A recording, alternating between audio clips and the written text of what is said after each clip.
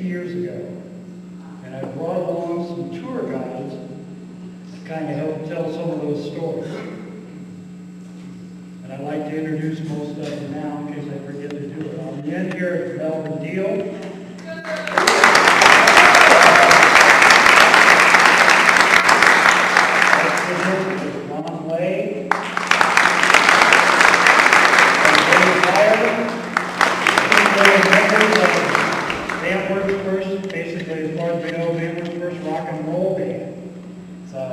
And next to me here, I have Russ Schlagbaum.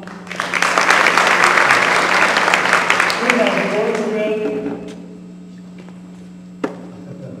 this many bands through the years, most notably Rod Stewart and the Faces and Rolling Stones. Quite a resume. And this guy down here on the end is one of Wert's favorite sons. Started out known as David Weck, now a little bit more well known as Henry H. Baum Weck from the band Brownsville Station.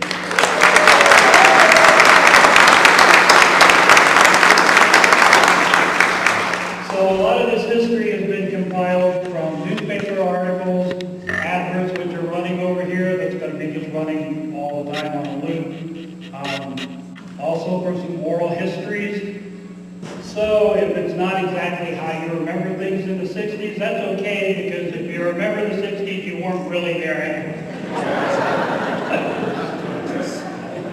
So basically, I'm going to read some of these notes just so I don't miss stuff. But first thing I wanted to say was, where were you in 1962?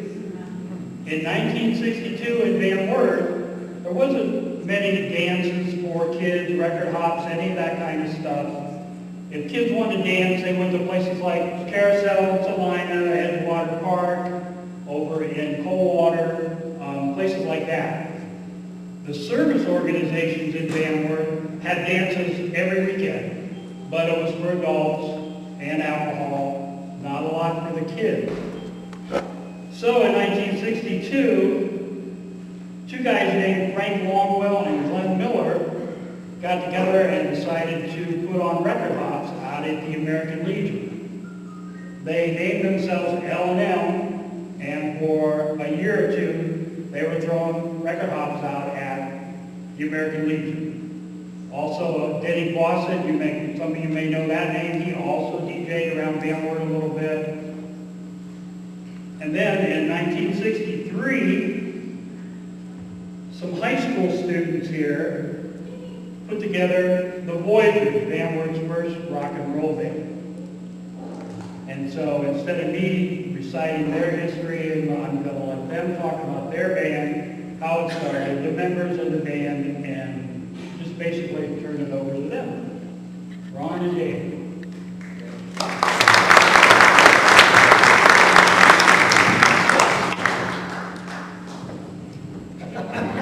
Thanks.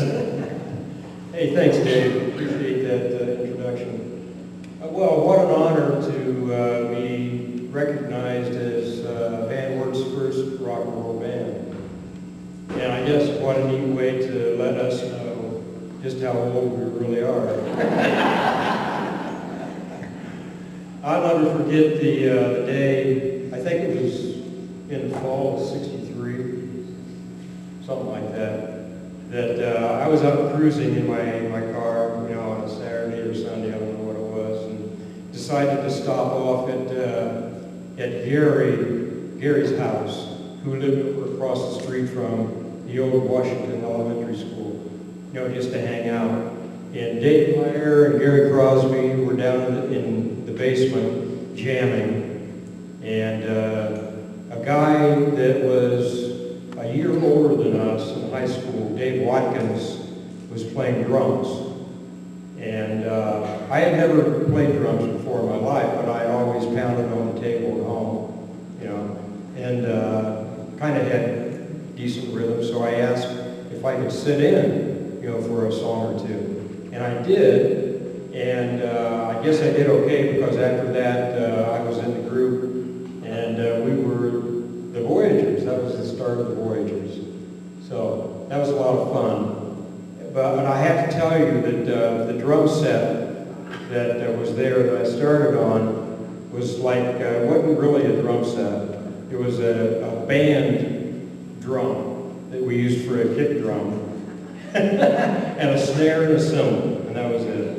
So anyhow, but the Voyagers got started, and we eventually became 4 seniors in the class of 1964 that made up the band until one day we were at Dave Hyre's house practicing, and in walks this kid, you know, with all this equipment that he drugged down to the basement.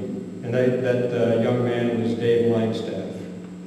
And I'll never forget Dave coming in and plugging in that beautiful baby blue Strat and just proceeding to blow us away, you know, with his skills as a freshman in high school.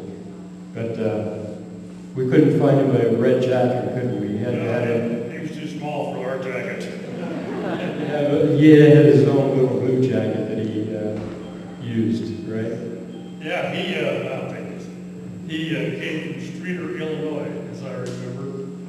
And at the time, he had been in a band. He was only 14, 15, something like that. He had been in a band in Streator. He had a little jacket. And he was a really good guitar player. And I wasn't. I was just faking it. But I couldn't believe that little town of Streator, Illinois was so far advanced from Van Wert. I mean, population was similar. I didn't know. They had bands, rock and roll bands in Streator, Illinois. We were just trying to get one started.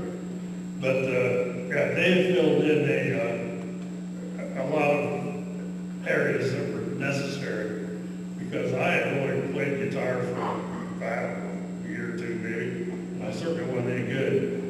I was blessed with a good ear, and I could pick out things from listening to music, and then duplicate those things on the guitar. But most of the time, I really didn't even know what I was playing. I just knew that these fingers went there, and it sounded okay. So anyway, and before I forget, which I do a lot of lately, I want to thank Dave Baker for putting this whole thing together. I didn't even ever meet Dave until yesterday at that dinner. We had, I think, emailed a few times, but I knew he was Mr. Music from Van Wert, and I don't know why he pushes it so hard, but he does, and I'm grateful. And he's calling me the founder of the first rock and roll band, which I appreciate. I didn't really expect to be called founder or the first band. All I wanted was to get rich and famous. So you can about see how that worked out. Girls, yeah. There has to be girls. But yeah, we had a great time. It was only a year or so, and we had a lot of good memories, some that were not so good. If I have a minute, I don't know. Do I have a minute? Okay. One of the memories that really isn't so good and was surprising was our first dance that we sponsored at the junior fair. Now keep in mind that we had been practicing, rehearsing. You know, we had an investment in our instruments, an investment to learn how to play our instruments, and a bunch of time learning the songs. And when we got up on stage, I expected a rousing applause after our first song. I don't remember that song, but I'm sure we thought it was the best one we had. And after we finished that song, you could have heard a pin drop. And I thought, geez, you know, it's not supposed to be that way. I don't know if you guys that follow us had the same experience. But the kids in Van Wert just didn't seem to be in tune to bands at that time. When we traveled, which we did occasionally, we were sometimes treated like royalty, which was really a nice thing. But I don't think we ever got any applause at the junior fair. But we stuck it out. I 2 years. Actually, the junior fair building, the summer of '64 was a great year. You know, we just graduated from high school. We had gotten to the point where we were playing the junior fair building about every other weekend. And the DJs, you know, Rebel and Tom and those guys were playing the weekends that we didn't play. And they were packed. The place was packed. Most of the weekends that we played out there. You know, so it was great. You know, I appreciate it. Just one other thing I wanted to say. Dave mentioned Glenn Miller, you know, who actually was one of the guys starting the record hops around Van Wert. I do have to tell you a real quick story. When we started the dances at the Junior Fair building, Glenn wanted to be able to play CKLW's top 40 records. So he decided he was going to go up to Detroit, and I rode along with him. You know, we went to Detroit over to CKLW, and he went into their building and asked if he could buy their top 40 hits. They kind of laughed, you know, and told him, no, we don't sell records here. You know, but they told us the name of a store over in Detroit that had all the records. So we went over there and Glenn bought, you know, the top 40 CKLW hits and probably, you know, a few more after that so that he could have those record hops, you know, out at the Junior Fair building. So that was pretty cool. But anyhow, that was it. I mean, we had a good time. The Voyagers was fun.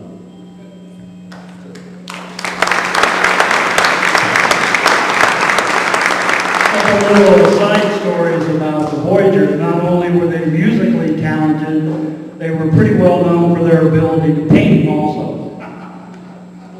And any of you from the class of '64 out there, you might know, or you might, if you're younger, you might remember seeing a certain water tower in town had a class of '64 painted across it, and they actually got caught doing that and got suspended from school. 2 weeks, and it was worth it. That was up there, I don't know anyway how long before somebody went up there and cleaned it up. Maybe it's still there. Another short story is, most of you out there know who Tom Dustman is from Van Wert. Tom Dustman tells me a story that one time he came and he sang for the Voyagers, and then they never asked him back. So he decided to, you know, tour the world, and, you know, with his vocal group, and he's got 2 or 3 CDs out that you can buy off eBay, Amazon. So anyway, a couple short stories. In February '64 in Van Wert, everything changed. Anybody know why? The Beatles were on Ed Sullivan. And every other kid in Van Wert picked up a guitar or a drum or whatever, and little garage bands started popping up all over the city. Also in February '64, 2 high school students, a senior Bob Van Osdal and a junior Tom Smith, who weren't even really friends, somehow came together and decided they were going to start doing record hops.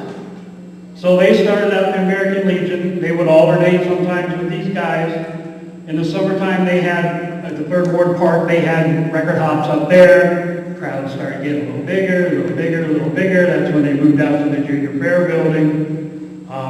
Bob, in the fall of '64, Bob had to leave for college, the fall of '64, and that's when Jerry Walters got involved, and then they turned the name to Tom and Jerry. I actually have up here 45s with the stamps from Rebel and Tom and Jerry from those actual dances which were given to me a couple years ago. Yeah. 66, thereabouts, another band started being put together in Van Wert, and this man over here was the major mover, Mel Deal. His band was the Sands of Time. The Sands of Time included Mel, George Bilbrough on keyboards, Gary Beatty Edwards on drums, and Gary played drums for almost every band in town at one time or another. Bruce Metzger, who's here today, and Dave Dunn was the vocalist, and unfortunately Dave's no longer with us. But anyway, here's Mel And Mel likes to talk with his guitar more so than with his... What did you call me? A major mover or something? Huh? No, the only reason I was a major mover is I had a driver's license. And a flathead Rambler 6. Well, you know, I don't know what to do. I've been here, you know, I grew up. I'm maybe older than you guys. I'm 50 model, you know. And I graduated in 69, so, and I didn't play guitar when the 60s started. I played, like my brother Tom and Warren, you know, we were expected to be molded like our parents were, you know, like violin and piano, they had degrees, so we had a good shake of culture there, but, you know, it was that culture I was talking about, women chasing and stuff. It wasn't that going to be that way, you know. So, but I played up with it good, and I was playing right away, you know. You know, played my little piano, and I had a teacher that would rap you if you weren't exactly right, you know. If your posture was bad, she would slap you. I still have it. And it comes on before when you're coming down straight, it's a little bit of the same. So, in a way, I knew I should be thankful. So that's the way it started. One day I was playing, I know it was summertime, and I was doing whatever my little thing was. It was something like, maybe, I don't know what it was. And maybe getting a little bit.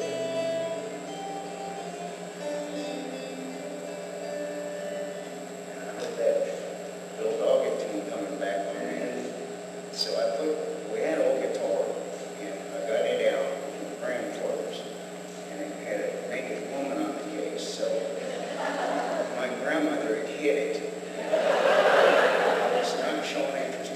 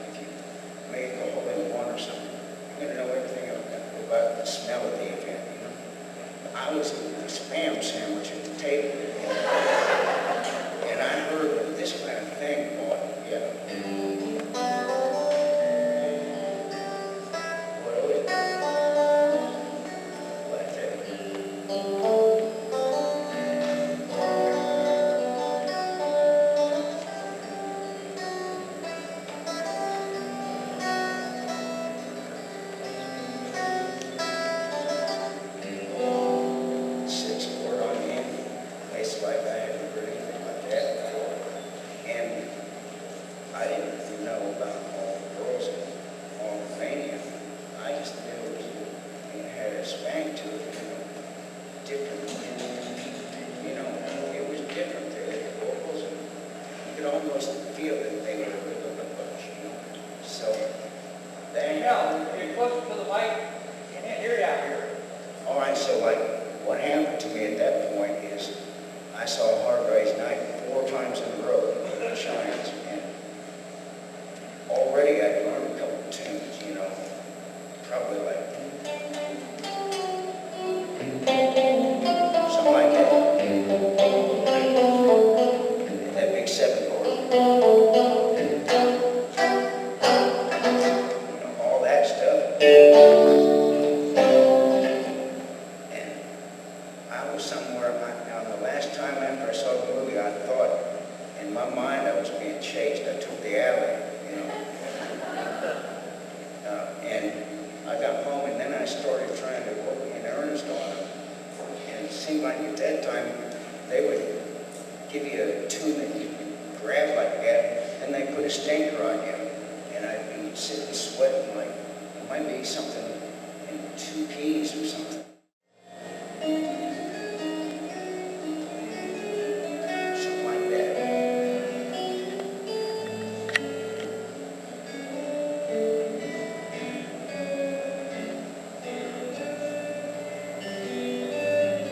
That's the way I remember it.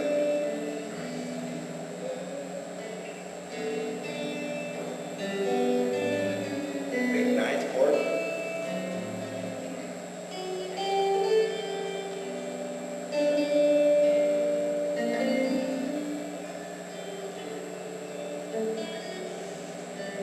I sweat that out. Well, it was too difficult for us to all grab around and get, you know, everybody can get honky tonk. That's what everybody played. And they had 2 fingers. So we couldn't get that up, so I called that extinct. We leave that alone, you know. And then the next one, they come out, they bait you with another stinker, you know. It might be like, you know,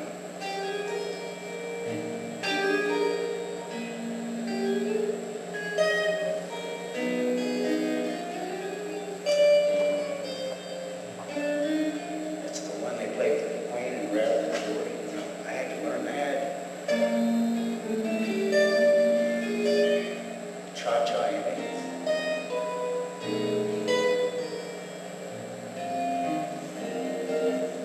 But, you know, we didn't have no Queen and we couldn't master that tune, so we did something else. And right at that time, something important happened to me that happened to these guys. Mom was a welcome wagon hostess in those days. That's old school. You know, you get shot if you try to go up with a basket at somebody's place. That's what she was. And she had credentials. She had first year Chevelle 64. You know, nice powder blue 2-door. Said Bruce Simon, welcome wagon. And so I know exactly where she was. She come home that day and said, you wouldn't believe there's a very nice couple there from Illinois, and they have 2 nice little girls, and they got this boy that wants to meet you. He's a guitar player. And I said, I already know, Mom. He had come down on a balloon tire bicycle with that Stratocaster. It wasn't blue, it was purple. It was purple metallic, because I owned the guitar later. He come down to the studio, Dad was taking pictures. He didn't get introduced. He just come up the stairs with that guitar and come in and bounded in, and we had our rehearsal. And I told Bruce's girlfriend Sandy I would play this tune. At the time, we were just getting our little stuff together, you know. We were amateurs, you know. And I was still working just as hard as I was. I mean, but it was like we had that tune. We had about 4 tunes in a row that all had 3 chords. There was Louie Louie, because we needed enough to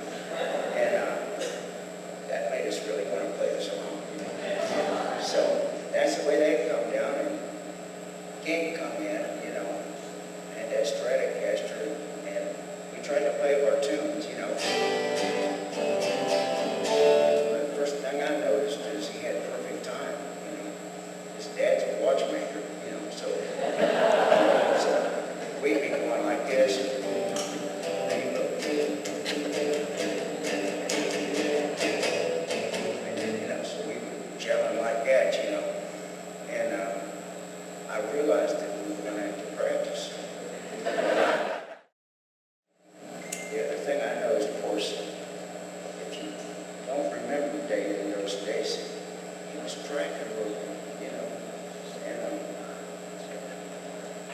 he had like navy jackets, he looked kind of like James Dean, and stripy cigarettes on his arm, you know. And I noticed right away, ducktail, that he had, he could bend notes. At that time, up till that point, it was just like the way Ronnie Coons bent notes. Like a violin vibrato, like this. Like a symphony thing. It sounded like a bumblebee, you know. Only guy that still does it is that G.E. Smith guy, you know. He still does that. Gank had the Bloomfield vibrato. No pedals, you didn't have them, they weren't invented. So you had to hang that note up there to keep it with your hands. That's why I so glad you can play blues, you know. You know, you have control of the note, you know.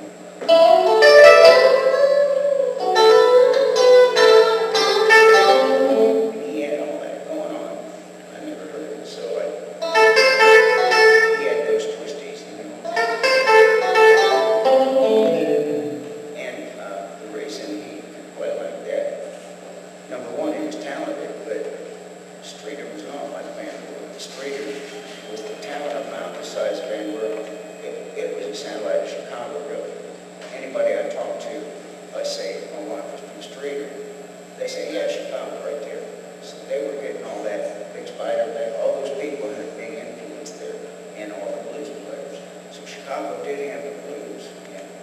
So first thing I noticed he could do, bend them notes. I said, how do you do that?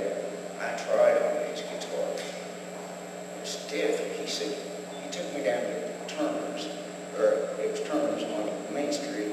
He said to get a Fender 150 set, that was the widest you could buy in the day. And wound the third string, and he said, okay, throw the third string away. I threw it by Parker meter. He said, Game told me to throw it away. I'm throwing it away. I threw the big string away. And what a tenor and string, put it on top. And that was the first super sling, he said. Like Ernie Ball, way ahead of his time. He knew how to do that, you know. So I thought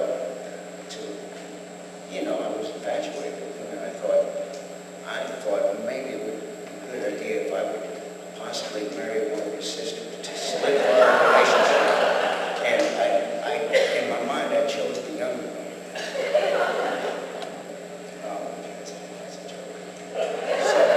So we started getting better practicing, and we got more serious about things. And I got to tell you another thing about one day I was over playing pickleball over at Bobby Ann's boy's house. And that's not pickleball. That's three people playing a hot box, like two base runners and a guy stuck between the bases, so you're trying to get him out. It takes three guys. And Lenny and Uncle Bruce and Bobby, this ball got loosed. And it went over that little side street, fourth run between Jefferson and backhand Wayne School. I went after that ball, and I love motor vehicles. And what I saw was a couple Triumph motorcycles, 650, and he had a 57 Ford, looked to me like a 312 V8 Thunderbird motor getting lifted into it.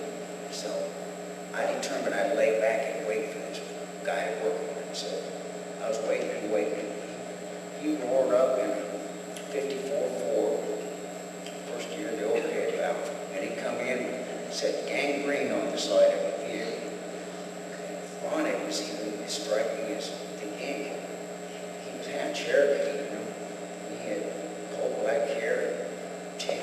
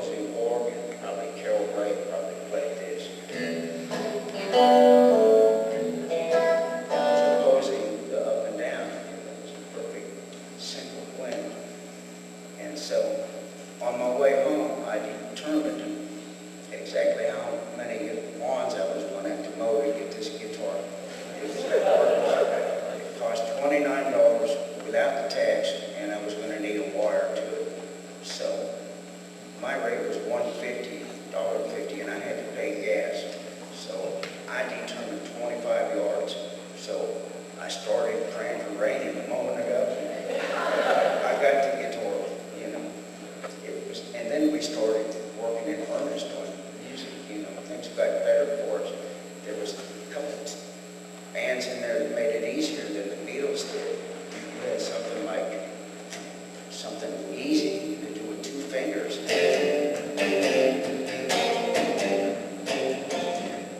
can deal with that. That's a lot easier than something polychords, you know, or something like quite easy, you know, and all their leads were that old twangy Ronnie Coombs. Like reverb, kind of twangy. At any rate, all that was going to change very quickly. The Beatles had about 2 tunes, and I could grab one of them. But we all could grab them. And that all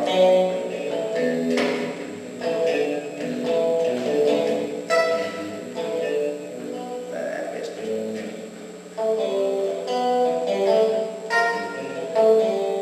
Whatever.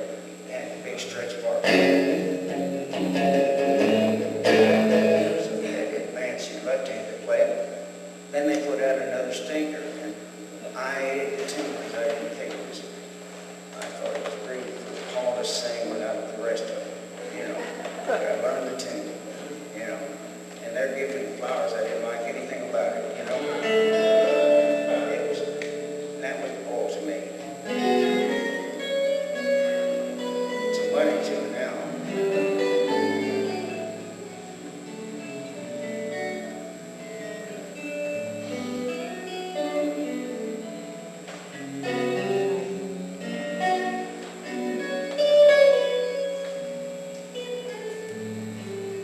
They gotta come back to me.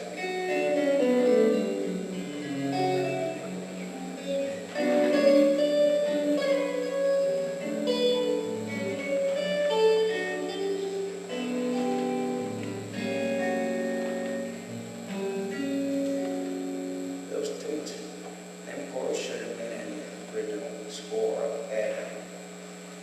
So, and what happened is, I was moving in, well, before that happened, I was MYF at the Methodist Church, the Methodist Youth Fellowship, and I went into the bathroom, and there was a man with a transistor radio painting. I can still smell the paint, because it was one of them events in your life that you remember everything about it.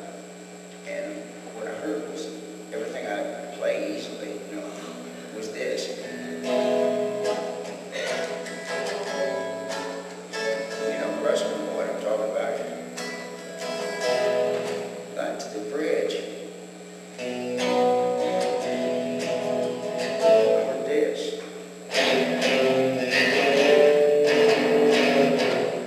What on earth is that?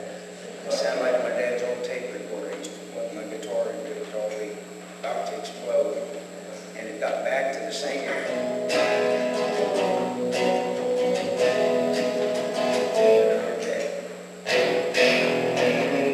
I determined, I laid back, and if you listened to it, I knew exactly he had a switch.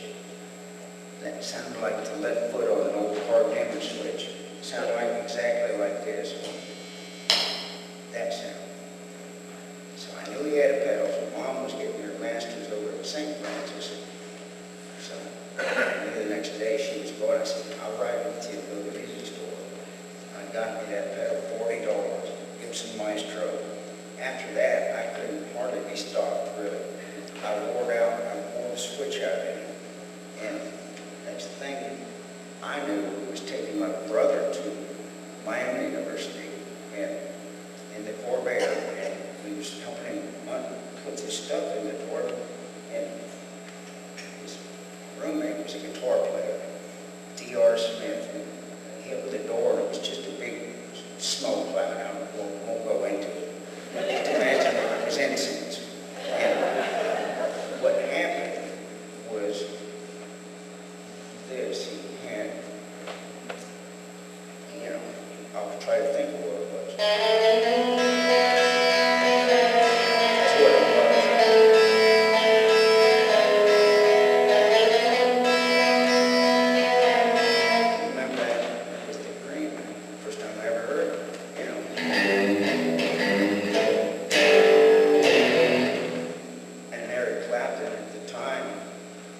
you know, I never heard anything like it, you know,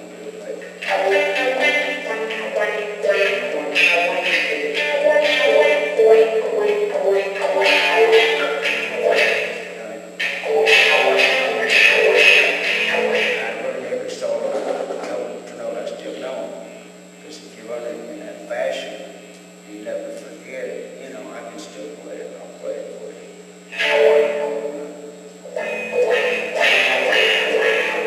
Like this.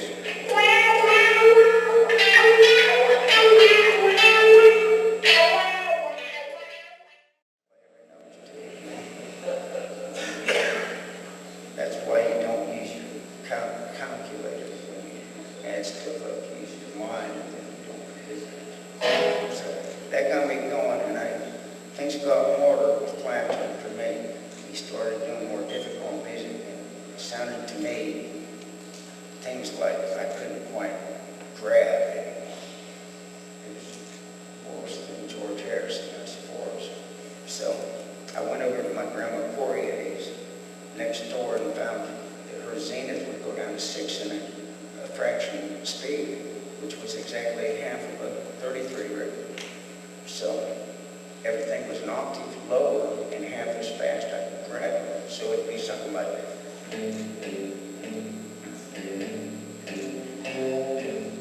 And she put up with me, give cheese and crackers and put down. And then it'd be a solo come up. I'd pick it out. And then I'd go back over. I'd get it back up speed, you know.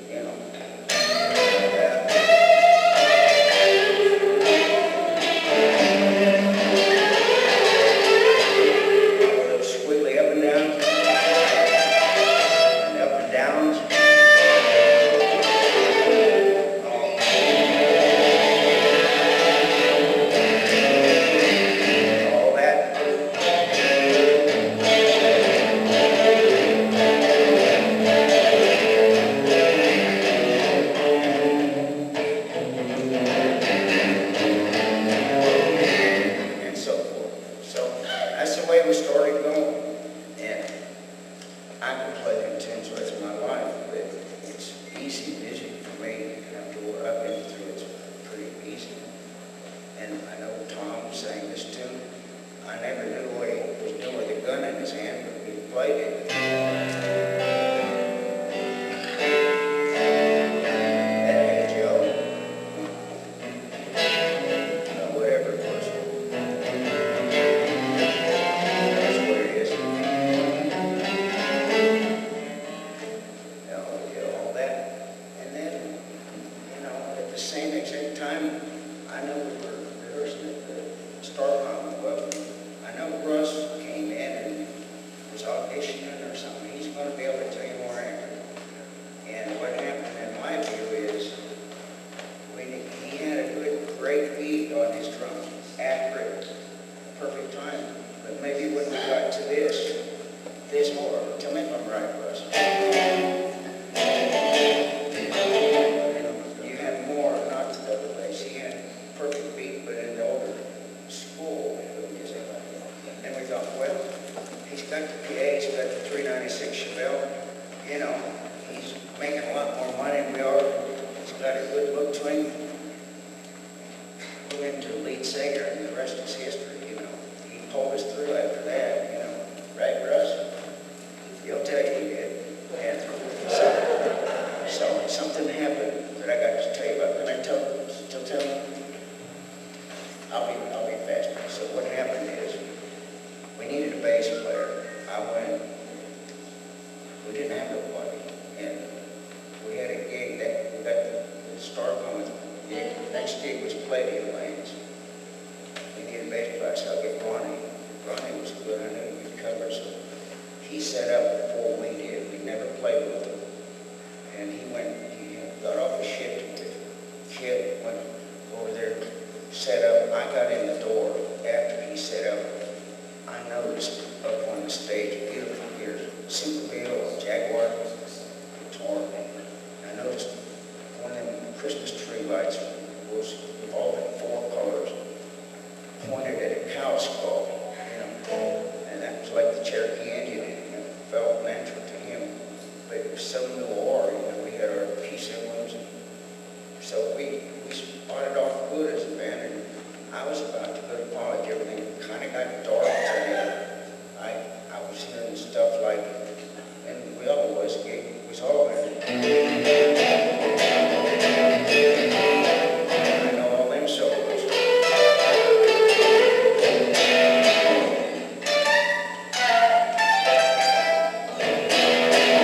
Double squealing.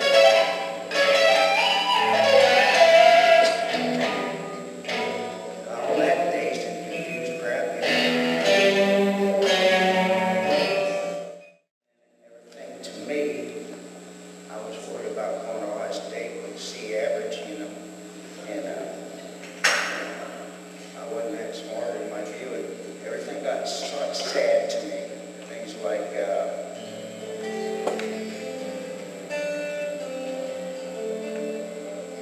sad to me.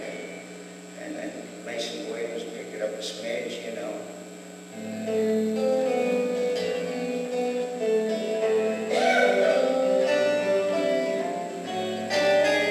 And then Zeppelin bring it back down. So that's what was going on when I went to college. And everything was in the A for just a minute. Every tune I run was like, things like James Hall.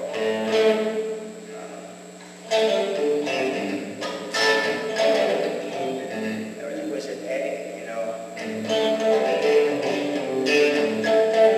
So I just started, I guess, going to college and doing my studies. And if we get a little time to catch up a little bit later, I got some stories. If you want to stay much later, I have a couple stories I have to tell you. But that's my life up till right now. And I'll leave it over to the other. Did you know that the YWCA is gearing up for its 28th annual summer food program? This summer's program will be held June 5th to July 28th and is free of cost to all children that attend. Breakfast and lunch is open to any child under the age of 18 and no registration is required. The recreation program is open to the children ages 5 to 12 and requires registration. Eligible families will have the opportunity to receive fresh produce and self-stable food each weekend throughout the summer. In 2022, the YWCA served 6,689 meals to 117 registered children. SFP 2023 will be held at the Wert School in Nagodi again this summer, and meals will be served at First United Methodist Church. If you have any questions or are interested in volunteering with the summer food program, please contact Director of Youth Development Betsy Hammond at 419-238-6639, extension 106.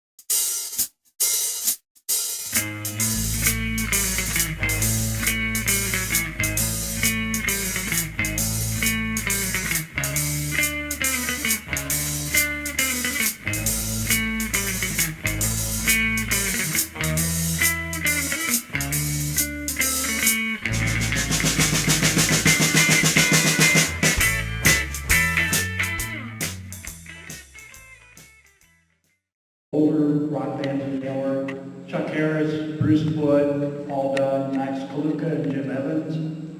Another band in the 60s, 67, 68 era was the Canterbury Bell, which was Randy and Gary Nyheiser, Dave Dunn, Bob Vickery, Bob Gates, and Rob Kennedy. Those guys were in and out of that band. A major band that rose in band work about 65 was the Gents, and the Gents played everywhere. Because the Voyagers had broken up in 64.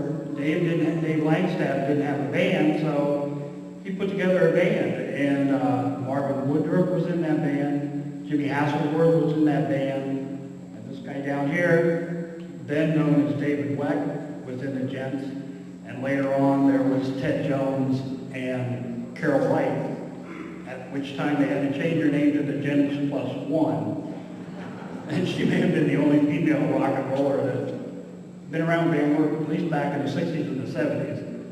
So anyway, I wanted to make sure that I mentioned those bands. The Tom and Jerry dances out at the Fairgrounds Junior Fair Building got bigger and bigger and bigger to where they started bringing in bands, and then they started bringing in national acts. Freddie Boom Boom Cannon, the McCoys, the Kingsmen. There was a band called Goldie and the Gingerbreads. The Kingsmen, this guy and Dave Langstaff kind of hijacked a member or two of that band when they were in town and ended up over at Springbrook Gardens Gym, if I remember. So that was, and the Kingsmen were kind of like their idols. So they were big Kingsmen's band. Just for information purposes, Dave Langstaff has health concerns that just wouldn't allow him to join us today. But in my mind, he was one of the major characters through the 60s in band work and one of the best musicians that ever came out of this town. I mean, far enough. I wanted to make sure I got that in. In April '68, the bands, or the crowds had gotten so big at the Junior Fair Building, Tom Smith had this really good idea that we should open a teen center. So he talked to some people, and they got a corporation together. And if you don't know this, there was money behind the inn. Doyle Poling, the contractor, he was involved in it, Dr. Jack Cox and Dr. Harold Smith, and the attorney James Childs. They were the officers of the inn, basically. Tom Smith became the manager, and Jeff Cox was the assistant manager. And they opened the inn up on North Cherry Street, the old Bush on Ford building up there, because it was perfect for bands, because they had that bay where they could unload all their equipment right there like they used to with working on cars and stuff. So they were up there, and it wasn't too long after that.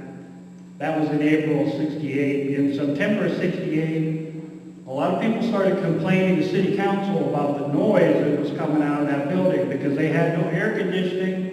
The windows were wide open, and probably everybody who lived on Cherry Street was not happy about the inn. And I remember personally, I was in junior high at that time, and I can remember walking out of a co-ed dance at the YWCA, and the inn was right across the street. And you could hear the noise, let me tell you. So anyway, people complained to the city council, and Tom was going to try to, put air conditioning in the building, whatever he could do to keep it going. And it got so bad, they hit Tom Smith with a bunch of back taxes. You're making a lot of money, you need to pay some taxes. So they hit him with a big tax bill. And Jerry Walters was smart enough to leave for college before they could make him chip in with his party. So anyway, the inn closed. And then a Gibbon student named Roy Chooch McGee was asked to become the manager of the inn. And he agreed to do it for free.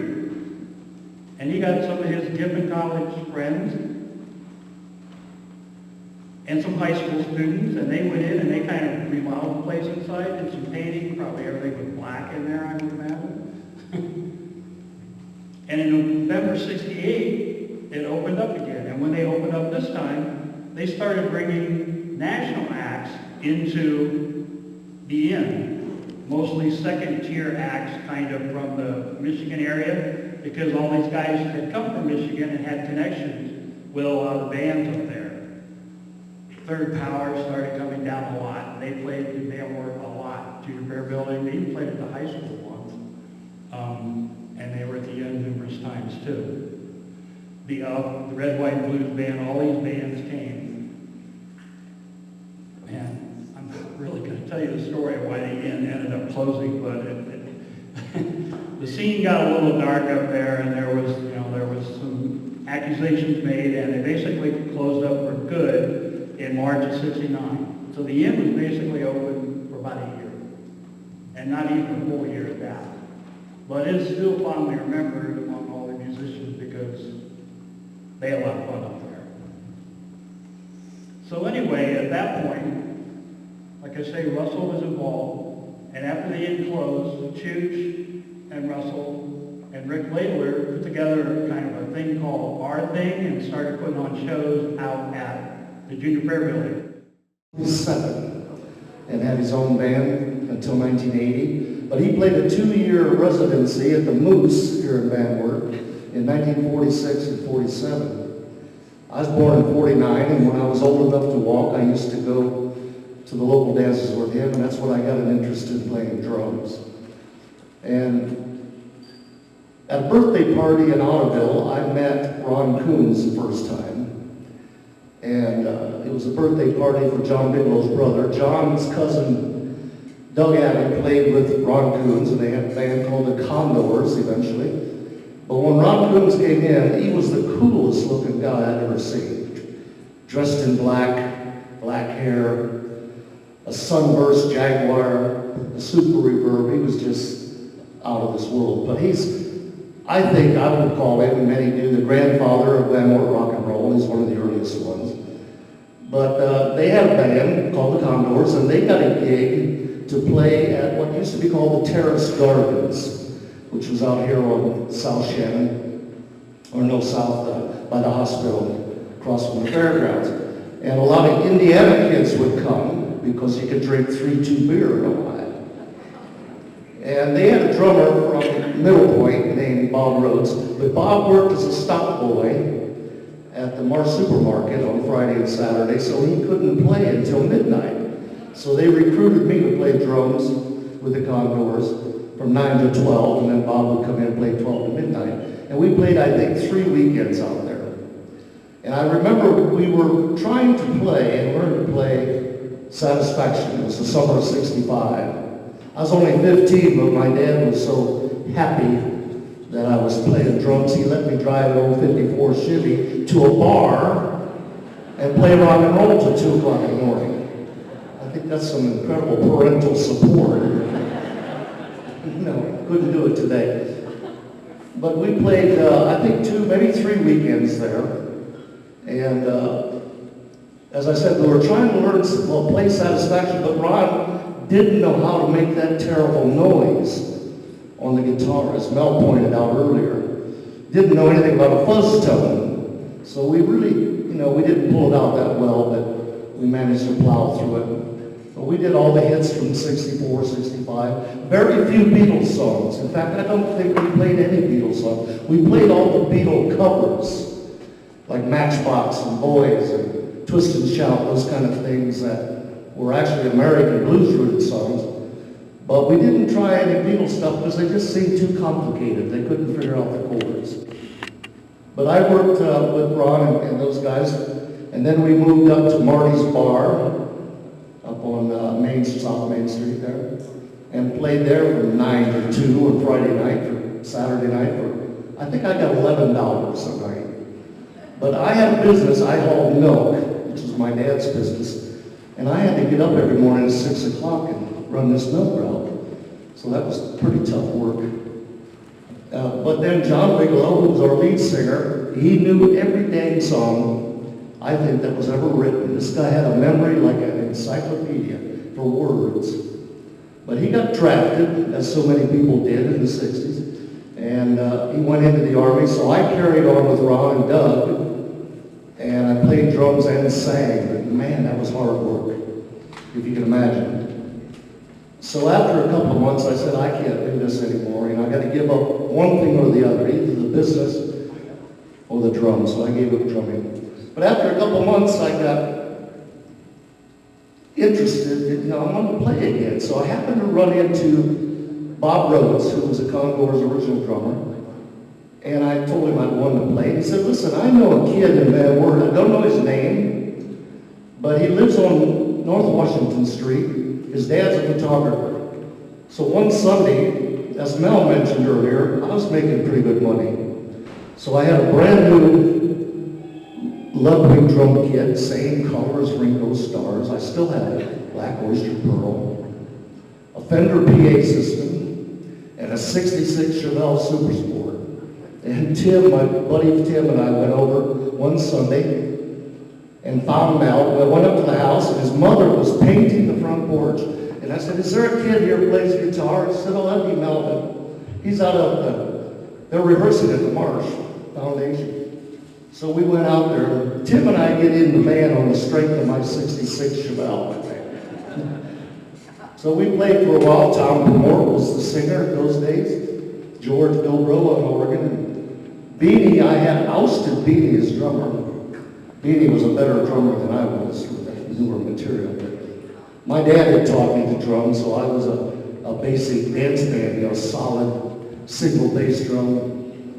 And so we rehearsed at Tom's basement. And one weekend they laid 2 singles on me, Jimi Hendrix Fire and the Cream Sunshine of Your Love. And I went home and played these, and I did not have a clue what those drummers were doing. It took me 30 years to figure out what they were doing. They did everything backwards. They kept the beat up on the top, and they did their counter beats off the bass drum, and I couldn't figure that shit out. So, so I got one day I was going to rehearsals, and it was a snowy day, and the whole streets were all blocked up, and I rear-ended somebody in front of Mel's house. I was looking for Mel, and I rear-ended this lady, totaled out my front end of my Chevelle, and so I was concerned about getting the record and all that business. So because I missed rehearsals, and the fact that Beanie had been lobbying very heavy to get back in the band, Tim and I got fired from that band. I can't remember what we were called. Did we have a name? I don't think we ever got out of the basement at Tom Bermore's house. So I got fired, and that was disappointing. But I still couldn't figure out what the hell Keith Moon and Ginger Baker and those guys were doing. I could do Charlie Watts and Cakes and the 4/4 stuff, but I couldn't figure it out. But then a few months later, I got a call from Mel. It was George who called me and fired me. George Bilbro fired me. But I got a call from Mel, and they knew I had a PA, so they wanted to rent a PA system, my Fender PA, which I still have. It's an antique now. Actually, you'll see it. If you watch the Beatles film on the roof, you'll see a Fender Column PA. That was the best thing you could buy in 1967. So they asked me if they could rent the PA. I said, well, yeah, okay, we'll rent the PA. And that went on for a week or so, and then I think it was Bruce Metzger maybe who was in the band. Bruce is here. And I think he left and went to California. So they needed a singer. And I'd sung, with Ron Coons and those guys. So I got recruited by Mel and Beanie and those guys to come into what we named eventually the Blueberry Circus. And I'll tell you now, and you know from experience, I had never seen a guitar player as good as Mel Deal. Ron Coons was a good player, but if you learned a record, and it was in a key of C, you had to play it in the key of C, and if you couldn't sing it, well, you couldn't do that number. But Mel could transpose. Not only transpose his parts, but he would teach the organist, George, he'd teach everyone their parts. So the Blueberry Circus in 67 and 68, late 67 through 69, we played all the top 40 stuff, all the really good, hard numbers. Sunshine Your Love, Born to Be Wild, and all these amazing songs. And Mel could pull that stuff off. And Ron Coons, of course, was the bass player for us, and he was a hell of a player too. And Beanie was a great drummer, much better than I was. That's why I got fired. Beanie's a good drummer. But I remember, coming to band work when I was 15 years old and watching the Jets play out of the fairgrounds. And I watched this guy play, and I thought, and he's twirling his sticks, and doing all these acrobatics. And I'm like, Christ, how does he do that, Where does he get that talent from? So I gave up the drums about that time. And I thought, no, that's too much. So singing, we lasted for a couple of years, and Mel, and we played real well. We played the Inn Club. In fact, I'll tell you a backstory to the club.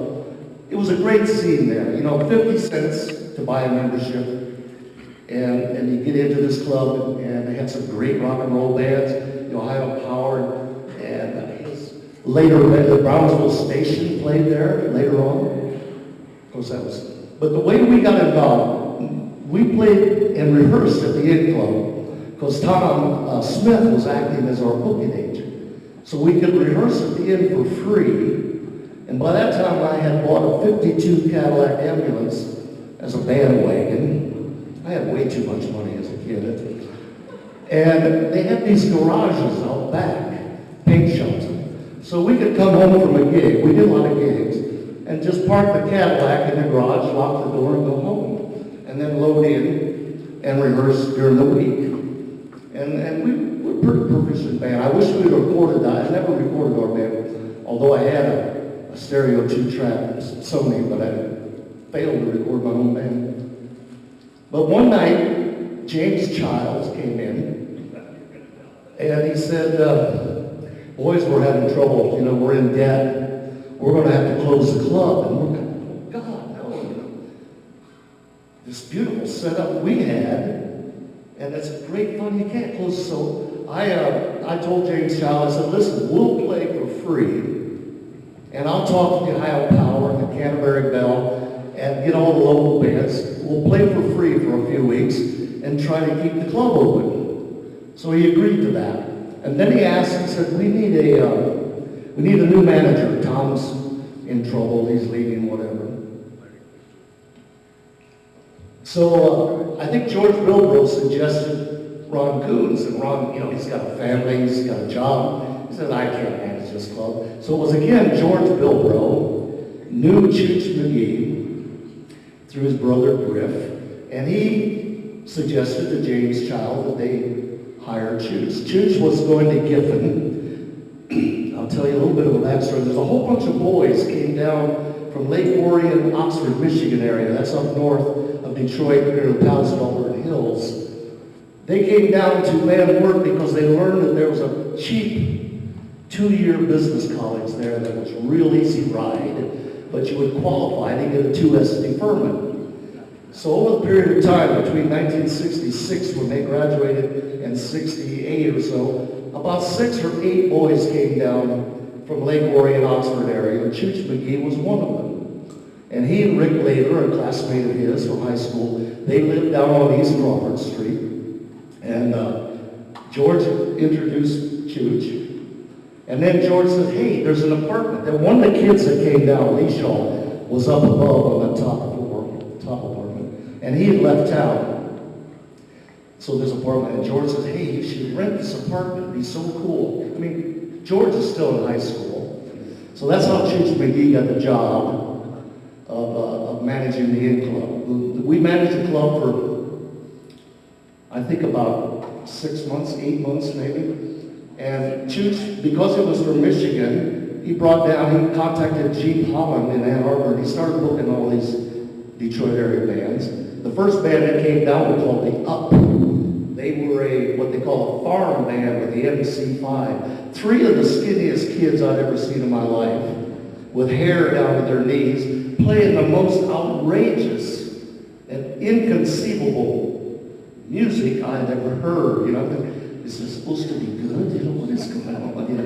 And then the second band that she booked was the Third Power. Now they were altogether different. They were great power trio, fashioned much after Creed, but they had this bass player, Jim Targell, that had this beautiful, sweet voice. And they could play heavy rock and roll. They wrote their own songs, and they, as David said, they played Wert at least 6 times. And that was just the start of a series of bands. David, I think you met the Brownsville station when they played there, did you? Is that where you met him? Actually, I met Brownsville. Ohio Power played at, there weren't many gigs in Ohio in those days, and we'd do anything we could to go to Michigan and play because it was on fire.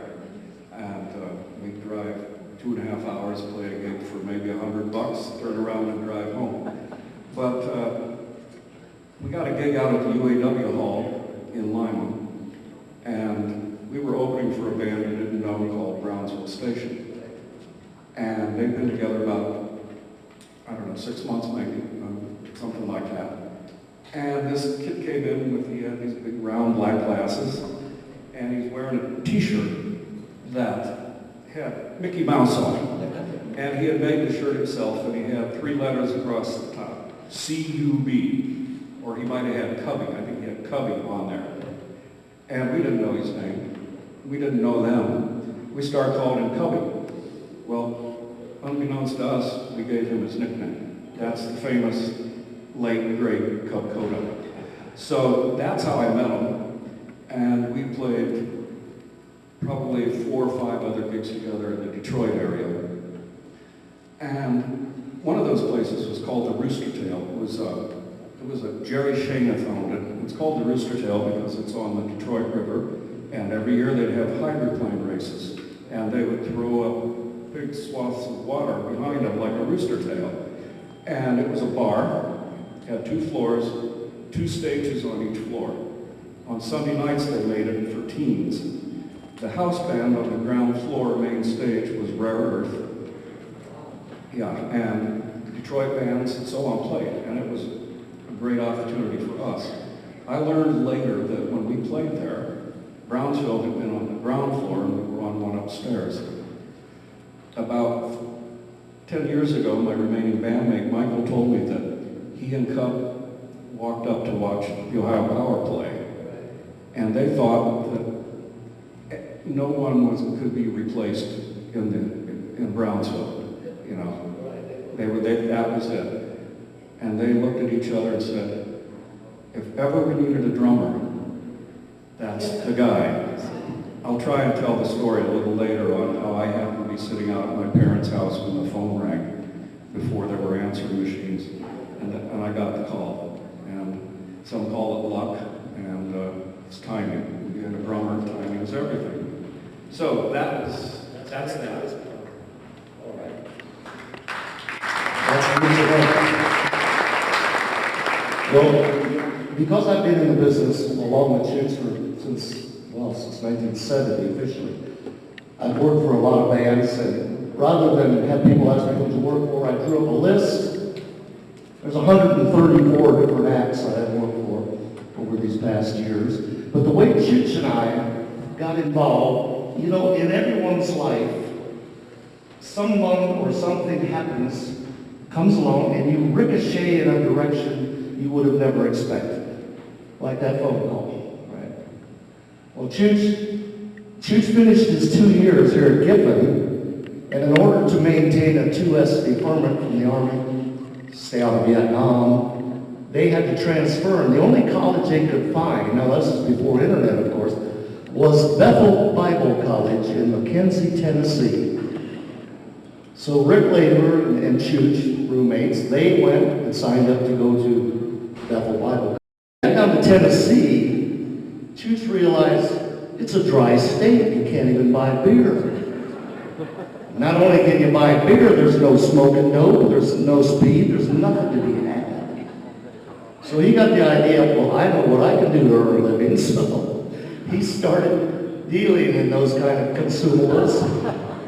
And he would drive from McKenzie, which is between Nashville and Memphis, and he would drive up through Van Wert, spend the night, then he'd go to Detroit, make some contacts, buy whatever he could buy, and go back to Bethel, spend another couple nights. Now remember, I'm trying to haul milk, still a 7-day-a-week job, and he would come into town for a couple of days, and I'd get no sleep. But anyway, that went on for a few months. This would be in the early part of 1970, January to March 1970. And one day he got called into the dean's office, and they said, Mr. McGee, we know what's going on here. You got two choices. If you want to stay in college to maintain your deferment, then we're probably going to prosecute you. Now, otherwise, you could just quietly leave. So he left college, packed up. He'd only been there 3 months. He was never much of a student, I must admit. I used to do his term papers for him when he was at Giffen. He was the worst speller I had ever met in my life. He was a guitar tech for the Rolling Stones, and in his entire life, he misspelled the word guitar. He'd forget the I. But anyway, so he went back home to his mom's house in Oxford, and because we had established a pretty good relationship with the Third Power, he decided to drive out to their farm on 12 Mile and Haggerty Road in Farmington and see what was happening. And it just happened, now this is one of those little twists, it just happened that their road guy, who was actually the founder of the band, a guy named Chuck Simba, had put money in it, and sold his Corvette and invested in the Third Power. He quit, so they were without a road crew. So they offered Chooch a job. If he would have not gone out there, he wouldn't have got that job. None of those things would have happened that followed. So he took the job, and this would be like maybe April of 1970. Third Power had done an album, Vanguard. It was fizzled. They were doing a lot of gigs, weren't making much money. They had this big old farmhouse with about 12 men living in this house, if you can imagine, with a terrible well, water was cold. Anyway, Chooch called me up in June. I had sold my milk route and had entered college at Wright State in Salina. Still working, trying to get my deferment. I battled Putnam County Draft Board for 5 years before they finally let me out on a psychological disorder because I wouldn't go to Vietnam and kill people. So I'm in Van Wert, still at East Crawford Street, and Chooch says, hey, why don't you come up this summer? What do you got planned? I said, well, I got to get a job, and I got to stay out of the Army. 2 things. He said, well, listen, come up. We're doing all these gigs with the Third Power. They had a brand new 1970 GMC truck that they had bought with their royalty advance from Vanguard. 8-track, right? AM, FM radio, air conditioned. 100-gallon gas tanks, and it would do about 110 mile an hour. It was great. We lived in that truck the whole summer of 1970, doing gigs everywhere. But I said, well, what's the deal? And he said, well, they won't pay you any salary, but you get room and board, but you can use their lawyer to handle your draft appeal. And this lawyer, his name escapes me right now, up in Birmingham, he's actually was and still is the lawyer for Bob Seger. He managed, no, I don't think so. I've got it written down somewhere. Anyway, he managed to get all of these rock and roll bands out of the Vietnam draft through the illegal appeal system. He had a network of you know, because by 1969-70, there was a big resistance to Vietnam going on, and Detroit was a hotbed. I remember going to the Grandy Ballroom the first time and saw the MC5. I thought when I walked outside, the revolution was already started, you know, God. You could do the gig, live up there at the bar with all these hippies, and the lawyer would handle your trafficking. So I thought, well, that's a fair trade. So in June 1970, I went to Detroit, to Farmington, I should say. And it just happened, another little quirky thing, a fellow named Tom Wright, who was a photographer. He had gone to high school in the London high school. His dad was in the diplomatic corps. And he had gone to Ealing Art College with Pete Townsend and Ronnie Wood at that period of time. He was in London when the Beatles came down from Liverpool. The Stones were playing the Crawdaddy Club. All that scene was just happening. And because he was such, and he turned Pete Townsend on to blues music and smoking dope. Because Tom was from Birmingham, Alabama, and he had this amazing collection of every blues cat. You know, you listen to these black stations, and you'd send 75 cents in to get, you know, Lightning Hopkins or Jimmy Reed or something. And he had all these amazing, I remember he would have his record collection when we lived in Michigan. But what happened was he worked with The Who, toured with The Who, and can you imagine The Who were supporting Herman's Hermits in 1966. Now, what a combination. Tom told me about they played a prom in Des Moines, Iowa, and The Who, supporting cute little Herman, they came out and did their set, and of course they demolished all their equipment because they were right in the middle of their total destruction act. And the kids in their prom dresses and tuxedos were like slow clapping and thinking, did we piss these guys off so much that they just destroyed everything they own, you know? So Tom was in with The Who at that period. They were in a Greyhound bus with a driver, all the gear in the belly of the bus, sleeping between gigs, making just enough money to get from gig A to gig B. And Tom was their tour manager before there was a title for it, really. And so he traveled with The Who. But Tom had been busted and deported out of England. He had been plucked out of that scene in 1963 for smoking dope. You know, they gave the English guy a 10-pound fine, but they deported Tom Wright. So he bummed around Europe and made a living taking photographs. But he ended up with The Who on tour, and that tour, taking photographs and becoming their tour manager. And they played the Grandy Ballroom in Detroit. And at that point, The Who were about ready to give up. It was before Tommy. They'd had a hit with I Could See for Miles, but they were just working and not getting anywhere. So Tom was instrumental in convincing them to continue. But because of his deportation, he couldn't go back to England. So he's in New York, working with a band, he did photo albums for a lot of bands. And Creed magazine sent him on a commission to Detroit to take photographs. And he met Russ Gibb, who owned and ran the Grandy Ballroom, and Russ hired Tom Wright as stage manager of the Grandy Ballroom. And so Tom, with his connections with all the English bands, he started bringing in all these English acts into the Grandy. You know, Cream, and we just name them, all the English bands. Jethro Tull, and Jeff Beck. And that's how Tom met Ronnie Wood and Rod Stewart. Well, to jump ahead a little bit, the Grandy operated, in fact, Tom convinced The Who to perform Tommy. The first ever performance of the rock opera Tommy was at the Grandy Ballroom in Detroit. And Tom, being an archivist, a photographer, he recorded everything. Because he managed the Grandy, he had built this little rostrum, and the Grandy had a beautiful house PA. It was a wonderful sounding room. And he had just enough room to climb under this rostrum with a girl and a couple joints, and he had a Nagra tape recorder with a condenser mic, and he recorded every show at the Grandy. So he's got The Who, he's got Jeff Beck, he's got Chuck Berry, he's got Little Richard, all these They're all in the archives down at the museum or the University of Boston. All reel to reel. Nagras are a real high quality recorder that they use on film sets. So it's very high quality mono recordings.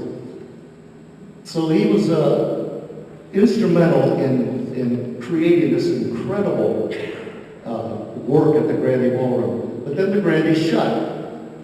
At the same time that Chooch McGee got kicked out of college and went to Farmington, Tom Wright lost his job at the Grandy, and he knew the Third Power because like all Detroit bands, they played the Grandy. So he moved out to Farmington, Michigan, to this house on 12 Mile Haggerty Road. So Chooch met Tom. And then I came up a month later and I met Tom. And this guy, he's passed away now, unfortunately, but he was instrumental in so many people's lives and giving them that kick up the rear into the stratosphere, basically, into an area you would never consider going.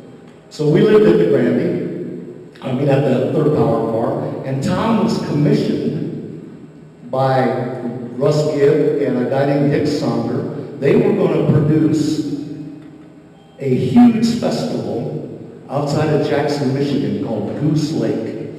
And Dick Sonder was a builder, highway builder, had contracts and things. So he was going to build a permanent site. And he spent millions of dollars and built this amazing park. And Tom was commissioned to design, build, and operate the stage at Goose Lake Pop Festival. So in August 1970, a year after Woodstock, Chooch and I were brought in, because we were roommates, brought in to be stage crew at this festival. There were 500,000 people there. Just this massive, massive audience. I've never seen so many people in my life.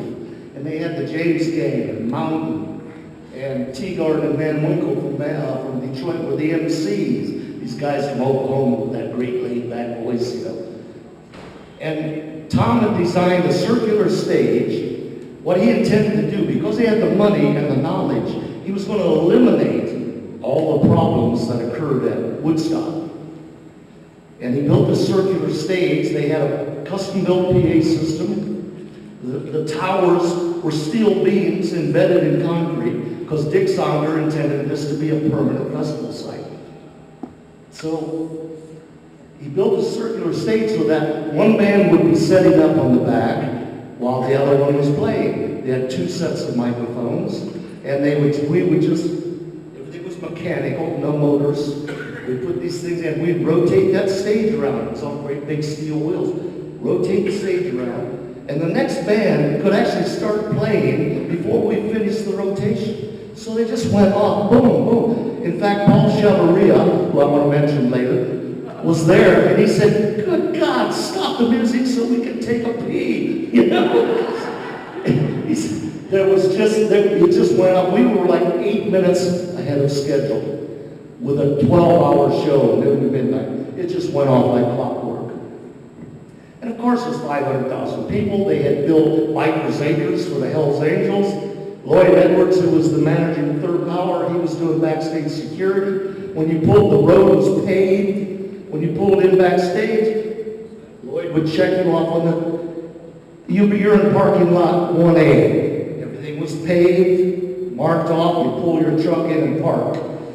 And then the backstage was different levels. We went out, I remember went out and measured different trucks to get the stage dock, the right heights for everybody. So there could be 3 bands, including Mountain with all their damn marshals and stuff. 3 bands could load their gear in, while the other bands played. So we thought, we did 3 days. Everybody, I remember answering the phone. I was doing late night security because I had taken some chemical or something, and I was sitting in our truck, and the phone rang. So I answered it. It's about 3 in the morning, and it's the manager with Alice Cooper. And he says, "Listen, we can't make the gig time tomorrow." They were scheduled the next day, like at 4 in the afternoon. "We can't make it because we're in Canada, and we're not going to make this call." So I wake Tom up, and I said, Tom, oh, Alice Cooper, they can't make it. Tom says, he just wants to come late so they can play in the dark because they got a big light show. Tell that MF that they get here at 4 o'clock and they don't go home. So Alice Cooper never got to play because they just bumped the schedule. They put the third power on for a second show. They got to do the Drummer Boy again that summer.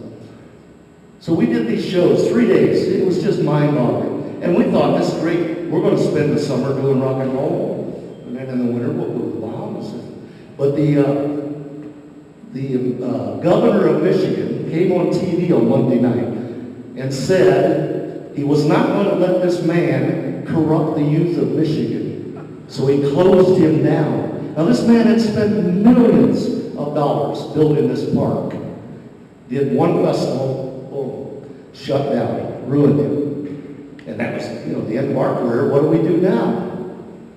Well, Tom managed to get a job with the Frigid Pink doing promotion. He could always get something going. And it was Tom who, in the middle of a project we were doing, he said, do we want to go back to Ypsilanti for another, by that time we were living in this big old farmhouse in Ypsilanti, working with Frigid Pink. Do we want to go back to Ypsilanti for another winter? Why don't we go to Europe, south of France, Italy, Spain? And I said, yeah, that sounds damn good. So I sold my truck. When I thought I was going to hit the road, I sold my Schlagbaum on international travel. I drove home, sold that, and we pooled our money, and we bought passage on a Polish freighter from Houston, Texas to Rotterdam. This would be in 1971. And we ended up at a chateau, Le Chateau de Magua in France, collecting eggs off the farm and pruning poplar trees in the woods for 75 cents an hour. And I remember having lunch with Chooch. Tom and Patrick. Patrick was the other guy. He worked with Joe Walsh. He was a writer. He had a degree in English. He was writing his novel. Tom put his darkroom together. He was going to produce his book. And Chooch and I were the grunt. So we're out in the woods in the rain, pruning poplar trees. And then we get the job of collecting eggs. I'll try to end this quickly, but it gives you the question people always ask, how did you get involved with these bands? This is how it happened. So we're sitting having lunch one day on the clock, our jambon and croissants, And Chooch goes, he always had a habit, he'd tap me like this, hey, this is a crock of shit, man. What are we doing here? Tom and Patrick are in by the fire, doing their artwork, and we're out here cutting our fingers up, pruning off. This is a crap. I said, I want to go to London. It happened that Tom had introduced Nikki Victor, originally from Van Wert, who eventually Chooch married, and introduced her to Ealing Art College. She had transferred from Art College in Ohio to Ealing Art College in London. So Nikki was in London at a bedsit going to college, and we're in France. And she said, screw this, I'm going to London, see Nikki, whatever I can do. So he sets off with about $100 in his pocket. He hitchhikes to London. He gets into London, Victoria. He doesn't know where Ealing is at, so he gets a cab, and the taxi takes him to Ealing, shortchanges him on the British pounds, and drives off with his suitcase in the trunk of the taxi. So there's Chooch, standing in the middle of Ealing Common, and he had 2 telephone numbers in his pocket. He had Nikki Victor's, his girlfriend, and Ronnie Wood, because he had got to know Wood pretty well. He called Nikki, she wasn't home. So he called Ronnie Wood. And Woody says, yeah, come on down. And that started his 35-year career as Ronnie Wood's guitar tech. And that's how we got connected with the Faces. Chooch was in London, I was in France. He said, we need another guy, come on over. So I again went over, and we worked with the Faces during their heyday. And then from that, of course, Woody joined the Rolling Stones. Chooch went off with the Rolling Stones. And then he brought me in when they toured to do some Stones tours. I toured with the Stones about 6 different tours. So that's Chooch McGee. Now, the other guy I mentioned earlier, who's not here, he's actually in Tokyo. Paul Chavaria and his wife, Patricia, are among the top producers of live rock and roll shows. Paul has worked for the Dixie Chicks, Ozzy Osbourne, David Bowie, the Rockettes out of New York. I mean, this man, and they are so good, these two. And I called Paul when this came about, and he says, oh, damn, I'm going to be in Tokyo starting a Doobie Brothers tour on the 30th of April, so I can't make it. But he is an absolute gem. I think he still has family here in Van Wert. Absolute gem. And I've done a number of tours with him. It just worked, no nonsense, but so easygoing, lovely man. So he's another guy from Van Wert who's working in the top echelon of the music business. And so that's how we got connected from Van Wert, Ohio, to Farmington, Michigan, to the Faces in London, and then eventually the Rolling Stone. And it's all about those, Chooks would have got Nicky on the phone, he wouldn't have called Ronnie Wood, and he'd never got the gig. That's how crazy it is sometimes. Anyway, you tell them your bits. Thank you.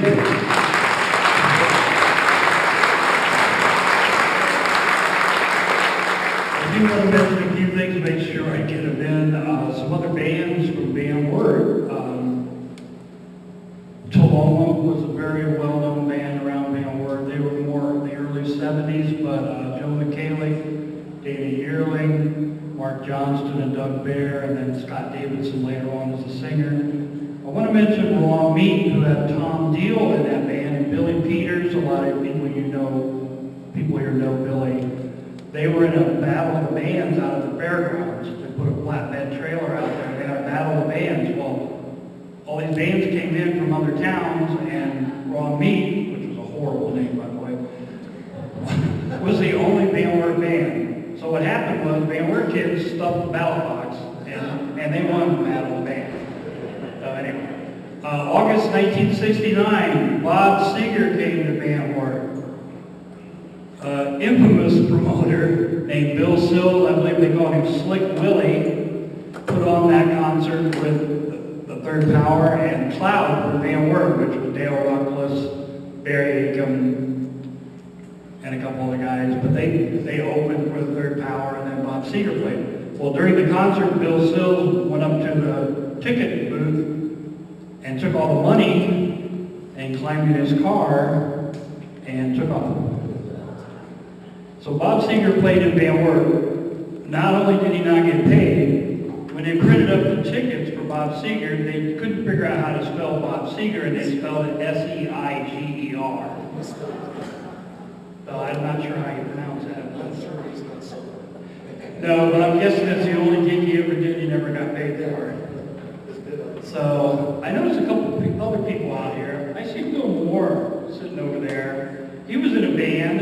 It was called the Wizards of Id, with Jerry Davis and Jim Klein, I believe. They played, as far as I know, one gig at the YWCA, and I actually have found adverts for that show.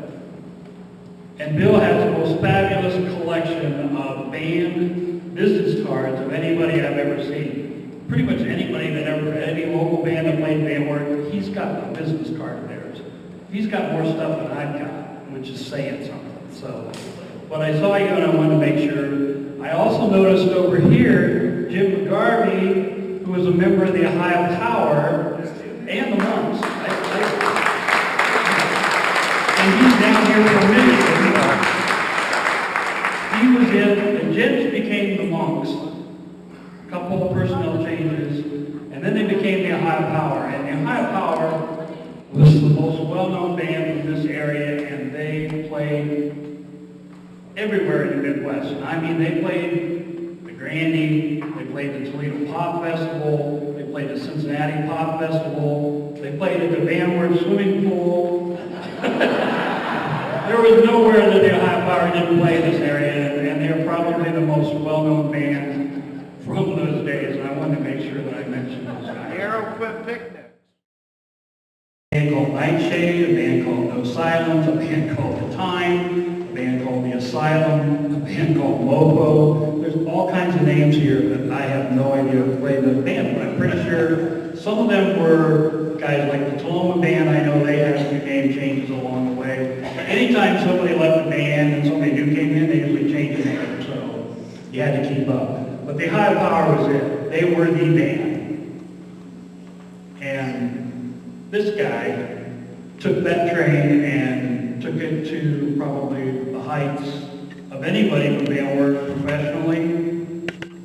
He made it to a worldwide known band. I mean, yeah. And to me, he's one of Baylor's favorite sons. I know he doesn't like to talk a lot about it, but I'm going to let him do it anyway. This is Henry H. Baum Weck.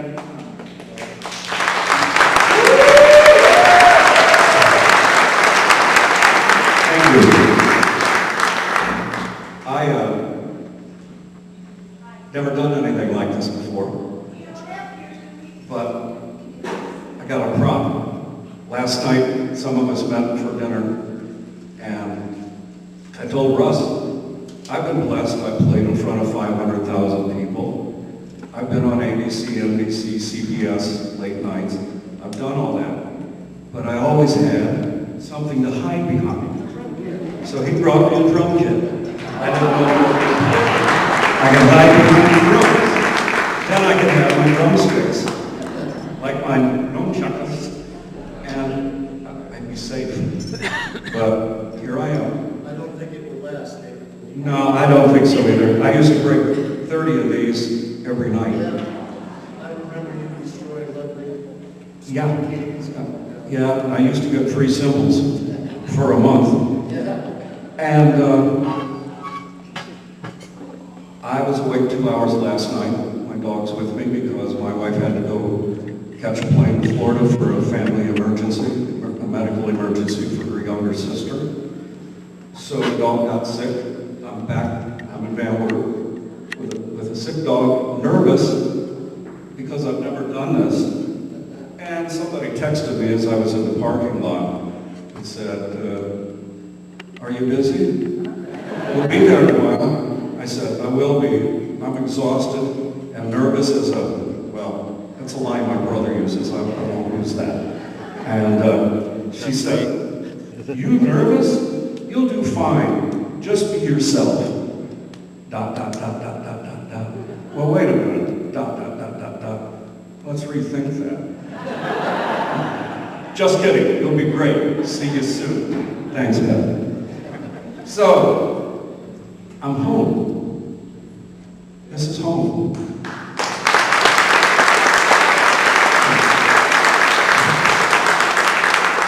You're lucky. You're blessed. You'll at least, I don't know. I've been going over this for the 7-hour drive up yesterday. All my plans, just like the plans that I was going to come up for this. My wife would stay home, pack her SUV.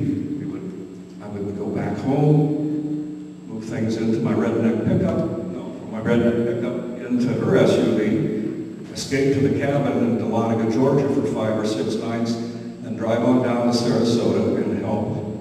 Well, that was our plan. Like that, things change. Phone calls come, this and that. Trying to make it short. We didn't hear from her sister for a week, and we got nervous on the birthday anniversary of the one sister they lost, which happens to be April 25th, the same day as my dad's birthday, my brother Ron's birthday, and my sister Dolores' birthday, who I miss dearly.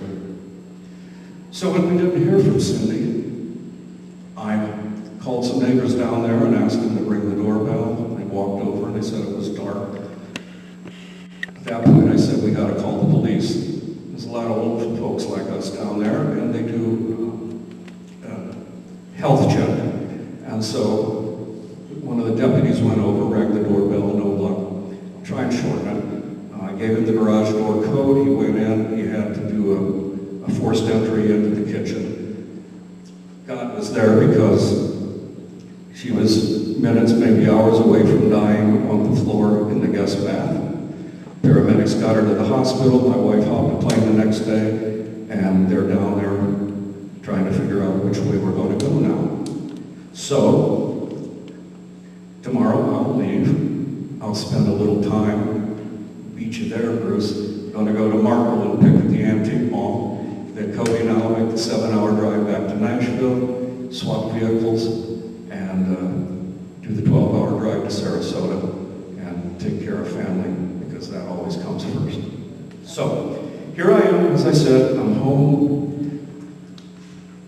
I come home when I can. Last time wasn't as a happy time because it was for my sister's funeral last June.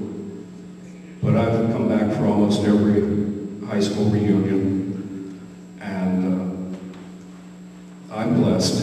You'll hear that word a lot. I'm blessed, and I have gratitude because what I went through on the road, my base and my compass that I was given at St. Thomas Church and my family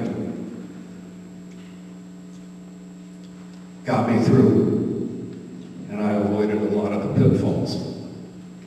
So, how did it happen? I didn't know if there would be pictures. When Russ talked about his father being a drummer in 1927 or in that era, a lot of people don't know that my mother and my Uncle Dick, her brother, lived on Crawford Street, and they were whistlers. And they were known as the Van Wert Songbirds. And my mother, she could push, she could get things done. And I think that she managed to browbeat, sweet talk some people from Van Wert to get a little money together. And they went to New York City, and I'm guessing 1938, to whistle on Major Bow's amateur hour. That was a big deal. That was coast-to-coast radio. I don't know if my cousin Mike made it or not, but we're not sure. We have, my mother had a story why they didn't get to whistle, and Dick's father had a different story. Regardless, they didn't get to whistle, but they got their picture taken. And it may have shown up there, that beautiful woman in that black lace dress on the sleeves, and her brother in the tuxedo in New York City from little old Van Wert, Ohio in the 30s. She instilled in me, I guess, that some of that, you can do it, just like another woman in my life did from 6th grade on, Sarah Benfield. When my mom got sick,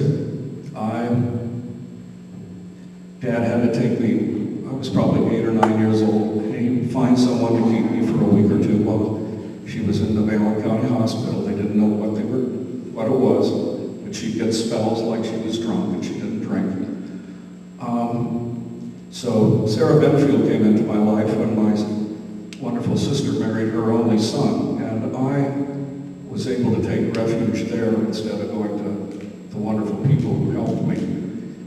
And that was a great time in my life because I could be in Van Wert and I could help kids with paper routes. I could do what the kids did. I could go to the Y, short little guy I was. I could still play intramural basketball.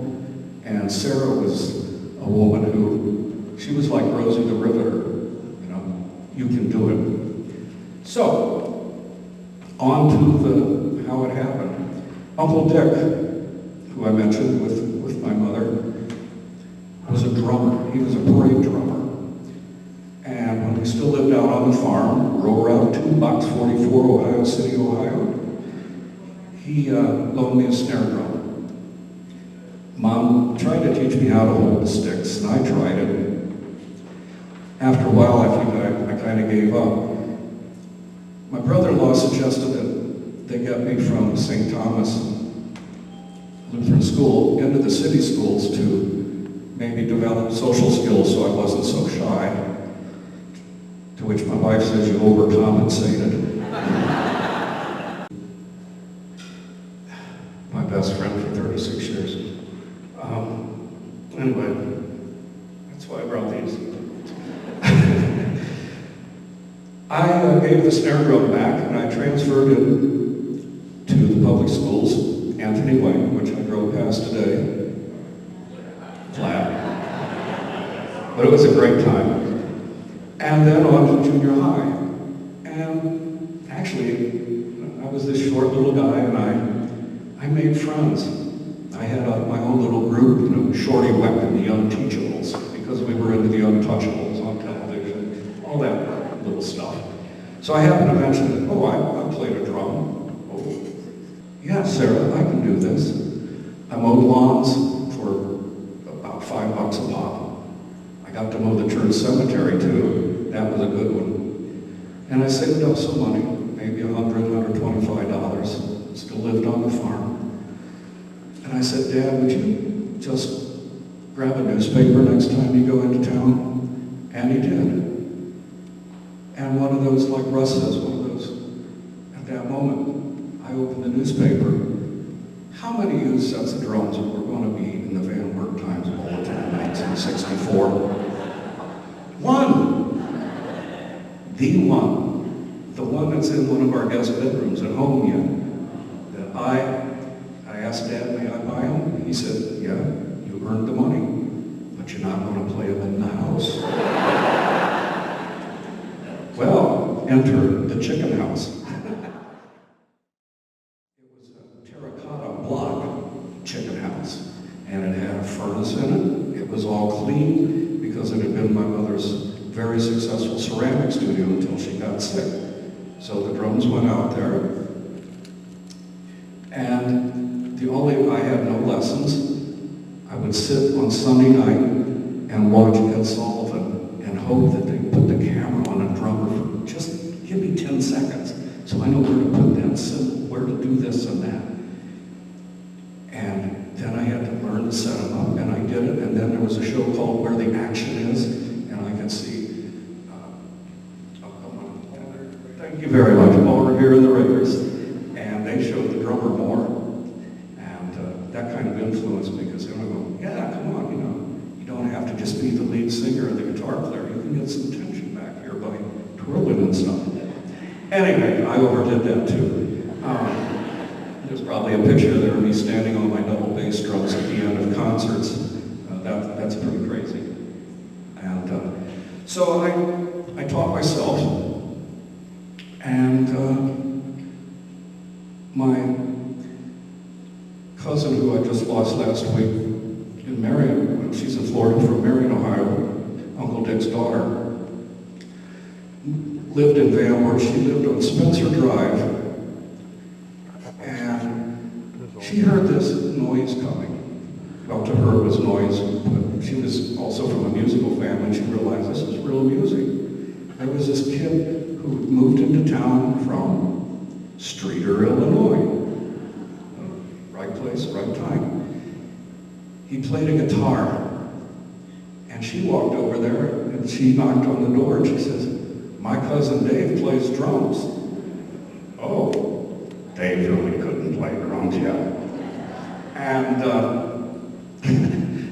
she said, you should have him come in. So he did. He called me, or somehow he got a hold of me, and Dad drove in and dropped my drums off. We set them up in the living room there at 201 Spencer Drive.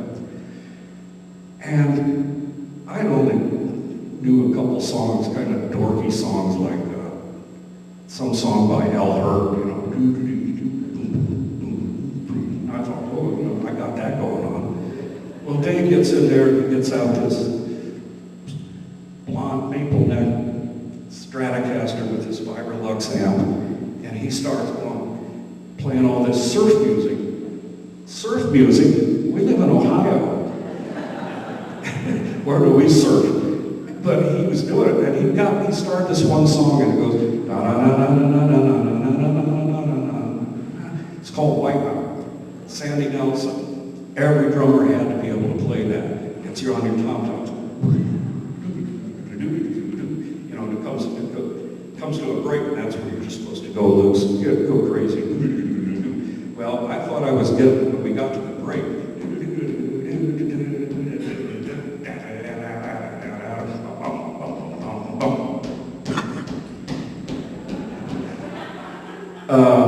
You know the phrase, don't call us, we'll call you? That was it. But again, I was blessed because I realized I needed to learn something. So I went and bought some records, and I went back to the chicken house. And I'd play the organ half an hour a day, and then I'd run out and bang on those drums till my hands would bleed. And Dave started a band, and they were playing, and I guess what happened is that the drummer got a little pushy one night and pushed Dave out of a car or something. It was about a year later. And I, upstairs at home, I had broken a drum head, and I was upstairs doing some homework or something, and the window opened, and I heard the gravel from the driveway, and a car pulled in. And I looked out, and I go, that's Dave Langstaff, and some guy with him. Well, that guy is Marvin Woodruff. They said, you still play drums? I said, yeah, I've been working on it. So, could you play something? I said, yeah. So we went out to the chicken house. I sat down and I launched into and played Wipeout for them. The next day, they said, or that night, they said, can you come in to Van Wert tomorrow after school? And my dad drove me, picked me up after school. We had my drums in the car, set them up in Marvin's mother's dining room. And that was the beginning. That was the Gents. And life changed right then. From the Gents, we became the Gents Plus One, as they said, with Carol Wright. And then we went off to college. I moved to Lima. And at some point, the Gents, two of us, Dave and I, hooked up with Jim McGarvey and Marty Freeland from a band over there, the Klansmen, spelled with a K. And that became the Monks, M-U-N-X. That's not as bad as Raw Beat, but that's not a great name for your band. We became the Monks. We starved. We played gigs. We did good. We played things our way. You know, we didn't do covers, so we didn't play like the record. So there's a price to that back then. If you don't sound like the record, you don't get a gig. If you take, but later that changed. But you know, it's like Vanilla Fudge. They could do it. They could do a Supreme song, and it didn't sound like the Supremes, and it worked. Well, we had our own style. But we just couldn't get many gigs.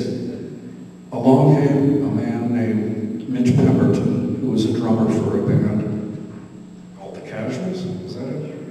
Yeah, the Charades, thank you. He was a great drummer.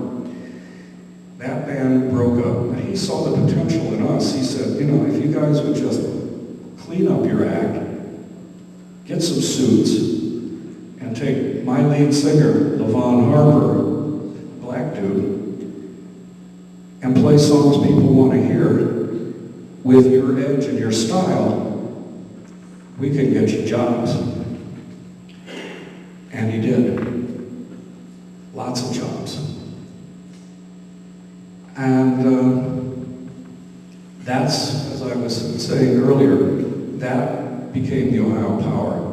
That's the band I was in when I met the Brownsville guys in their first year together. So it's another one of those things of being in the right place at the right time and things clicking. And I have two pictures from them. One of us kind of on stage, and some guy, I hope he's not here, I hope he still lives, kind of overweight. I have no room to talk. He's walking by as we're setting up, and he goes, "Cheese it, guys. Cheese it, guys. Here comes the barber." I got a picture of that guy at home. Thanks. But,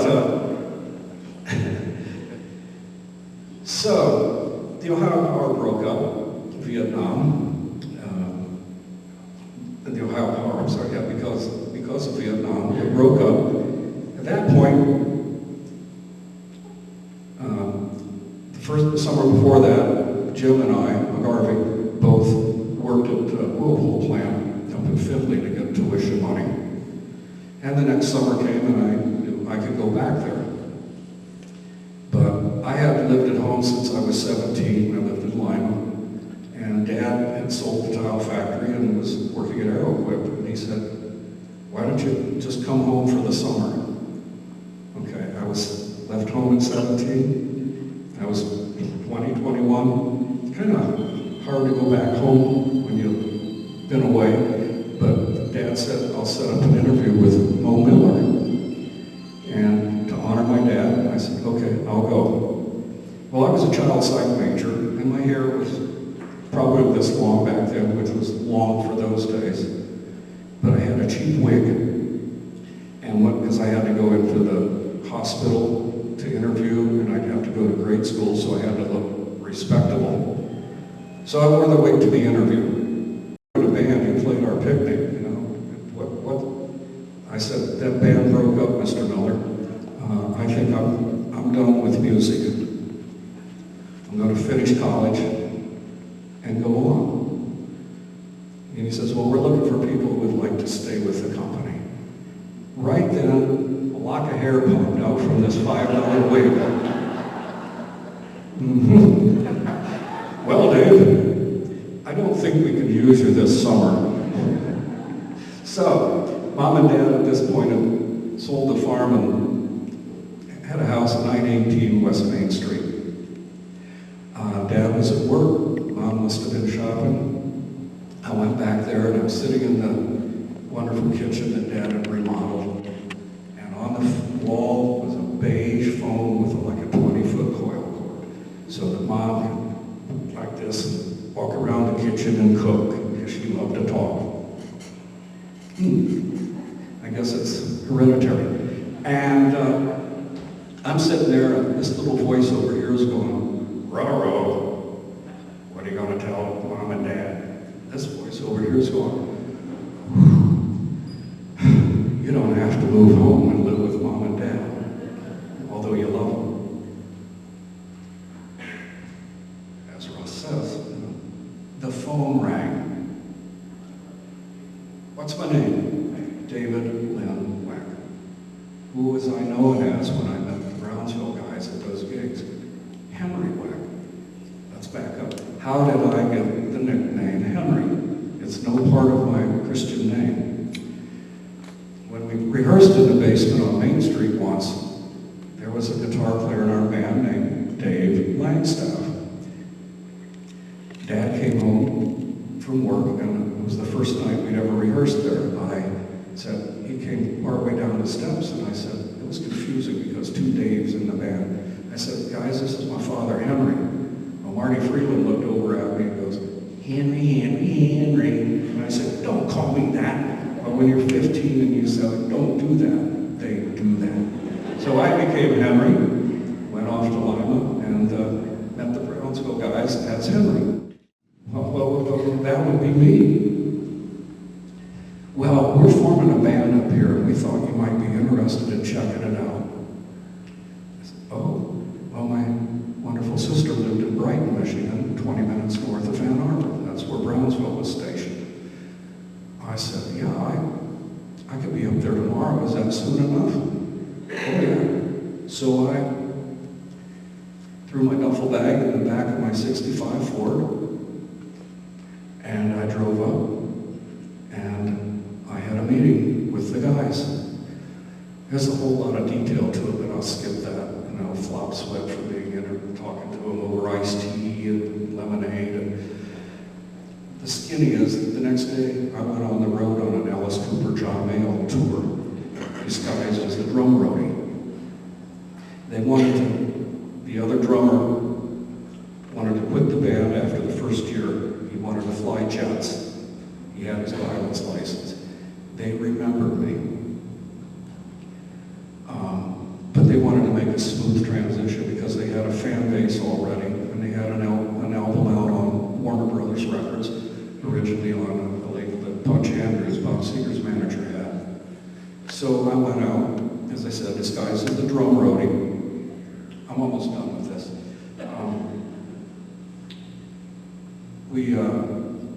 I met at the practice place. One by one, they came in just like they did for the meeting. In came Cub, in came Michael, in came Tony Dravis, the bass player. He drove up in the limo they had, an older limo. He had taken it back to Jackson to impress me. He waxed it. It had a vinyl top. You know what a vinyl top with all those little lines look like when you don't get the wax out? Anyway, I said, well, where's the drummer? Where's TJ? Oh, we're going to Oklahoma City. He hitchhikes. He'll be there tomorrow, don't worry. So I got the limo, and off we went on my first road trip. We got to Oklahoma City. The gig was canceled. Not sure why. I won't, they wanted to initiate me, so they did. And it's nothing bad, but I'm not going to talk about it. So we went on to, I don't know, we had 4 gigs, they had 4 gigs in Texas. So we went on down the road. They wanted to make sure I didn't have an alcohol or drug problem, which was fine. And I'd say maybe the first gig was in maybe Dallas or Fort Worth. I mean, a Coliseum. I'd only been to Coliseums just maybe once or twice for a concert. And I'd walk in and I'd go, wow, this is a big show. And 4 o'clock, time for the sound check. Everything's set up. I'm pretending to learn how to be a roadie. And right on cue, in walks TJ. He caught a ride. He climbs up on the drums. They do the sound check, and I'm just watching and watching, absorbing. Then they do the gig that night, and I'm back here feeding drumsticks and watching. The next day on to maybe Houston, maybe. Same thing, right on time. TJ walks in, wearing shorts, a toothbrush in his pocket, that's it, no suitcase. Climbs on the drums, does the audition, I'm watching, then they do the gig. Then on down to San Antonio, 4 o'clock, no TJ. 4:15, no TJ. On the drums, Henry. Chills. I climbed up there and I beat the crap out of him. And again, this was a secret. Alice Cooper's road crew came up after. They said, why isn't your roadie in the band? Those were the thumbs up that were needed. And from then on, for 9 years, I was the drummer for Brownsville Station, and I played the drums on Smokin' in the Boys' Room. So there's a little more to it. It's been a great ride. I tell people, I didn't write the song, I wrote the drum part. You write the songs, you make the lion's share. So I never got wealthy, but I have an incredibly rich life. And at that point I decided, well, I need to do more. I want to do more. I need to learn. And because I beat the drums so hard in my first record I did, it came back and it sounded like, and I'm going, that's not me, I'm going to sound like John Bonham. So I taught myself audio engineering because I got to work with great producers and engineers, Eddie Kramer, who engineered John Bonham. And I got to live at Eddie Kramer's house for 2 weeks, and I got to learn. And then I got to cut some demos on a band called Blackfoot, Southern rock band, struggling. They had several albums out. And we played a gig with them in Texas, and 4 gigs. And we played 4 gigs in Texas, Brownsville did it. One of them, there was this unknown band called Blackfoot, and the promoter said, they're huge here, we want you to open for them. Oh, well, we did. And the road manager and I stuck around that night and watched them. And oh my, they were good. The Southern rock band, Ricky Medlock was the frontman, guitar player, lead singer. He was the original drummer for Lynyrd Skynyrd. And he's been back with Skynyrd for 25 years now after Blackfoot broke up. We brought them into Ann Arbor and took them down to the concrete basement where I built a recording studio, and I got to cut 8-track demos on them. The demos were good enough to get them signed to ACO Records, which was a subsidiary of Atlantic Records. So here I am, still in Brownsville, had just been in LA helping mix what I didn't know was going to be Brownsville's last album at the time. Blackfoot's album got released, and in weeks it went to gold status. It means it sold 500,000 copies in a month or two. Brownsville never had a gold record as an album, just a 45. Then it went on to become platinum. So I got to do 3 albums with them, recorded in a concrete basement but mixed in Orlando, Florida.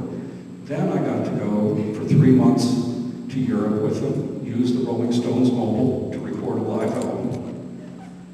And those were all dreams that came true from little old Van Wert, Ohio. So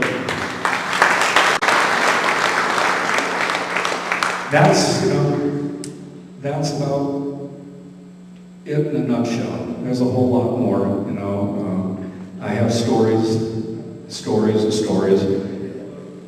What's that? Write that book. My wife said, I said, I'm so nervous, Trace, I've never done anything like this. And she said, just tell your stories. People love to hear your stories. But my wife once told me, the word but, when you have a sentence, anytime you interject the word but, it negates anything in front of it. I love you, but I was going to do good, but no. But she said, but.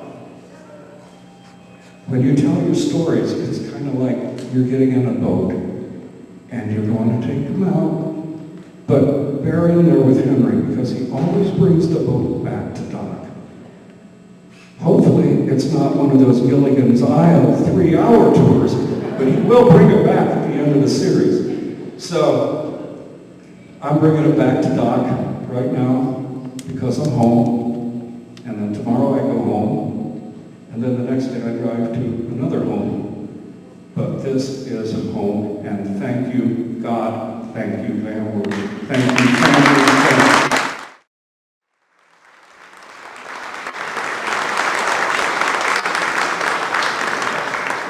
I just realized I have an awful lot of drummers up here. I have a lot of drummers up here, surrounded by drummers. So I want to mention a couple other people, guitar players from the years past. Barry Acom, who worked for Kiss, and then was in a band in Chicago called Lois Lane, which was pretty well known in the Chicago area. They have some YouTube videos, you might want to check them out.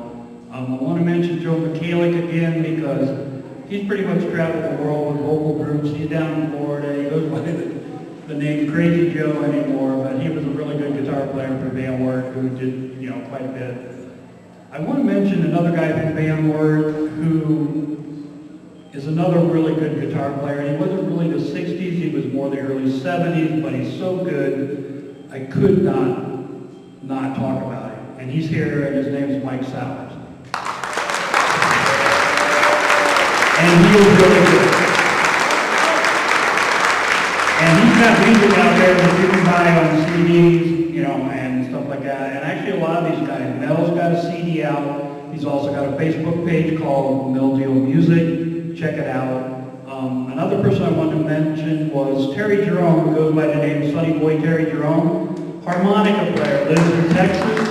Done a lot of sessions, still has a band, plays, and he's also put out a couple CDs on his own. Jerry Davis is another guitar player from Van Wert who's also put out his own music. Dale Ruckless has also put out a couple of CDs on his own. His music has really kind of changed over the year from rock and roll to more, but he is really talented too. So I wanted to name all those people. And another thing that I wanted to do is, there are people out here in the audience who are in Van Wert bands, and I'd like to give them a few moments of recognition. So anybody that was in, I'm talking about the 60s or the 70s, if you were in a band from Van Wert, I'd kind of like you to stand up and be appreciated for a few minutes. And I know you're out there.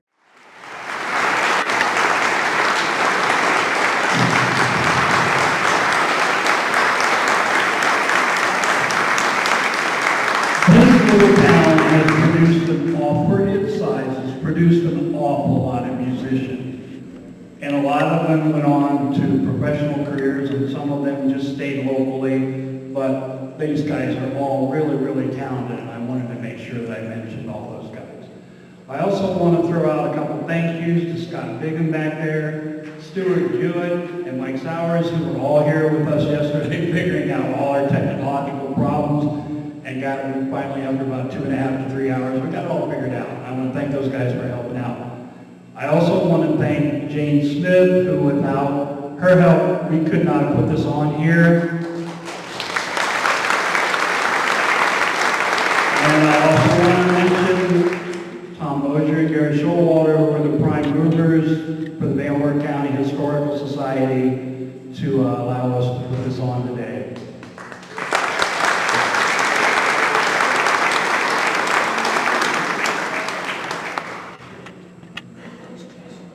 So like, if you can hear me, like when I went to college, I would come home. By then, you know, I played real loud music, way louder than I played here. And that's why I hear B flat all the time. But what happened is I would come home, you know, you have to come home from college. I worked at the Seal and all that, and we started this thing that Beanie Boy started. It was called the Beanie Jam. And we started out at Gramps' Forum out on 127. And it got to be a thing. It was pretty big. And then it moved over to Biltmore. The Beans lived there. It seemed like it was the Legion a little bit. And then down at the Beans' basement out on by Pleasant School. And by that time, you know, the Beans, of course, was always great. And Russ would come back, and Al Perez would jump in, and we'd play Tree to Right and up on all those tunes. And my brother Tom, he said I showed him something, but I think he just learned like I did. And he was about like I was. We were about the same skill level. We would play together. I come home, he'd play like bass, he'd like Ronnie, he could switch hit, and I could too. And I bring these guys back from Columbus, so I wanted to make sure my brother Tom was recognized. I know he kept trying to do what I was doing up here, and I know a lot of you got to know, see his bands more than I did at the time. But, you know, you bond with these people. It wouldn't be like an army experience. It'd be fair to say that, but it was like, suppose if you all were in a golf, you know, come up golfing at a tournament or something, you get bonded like that.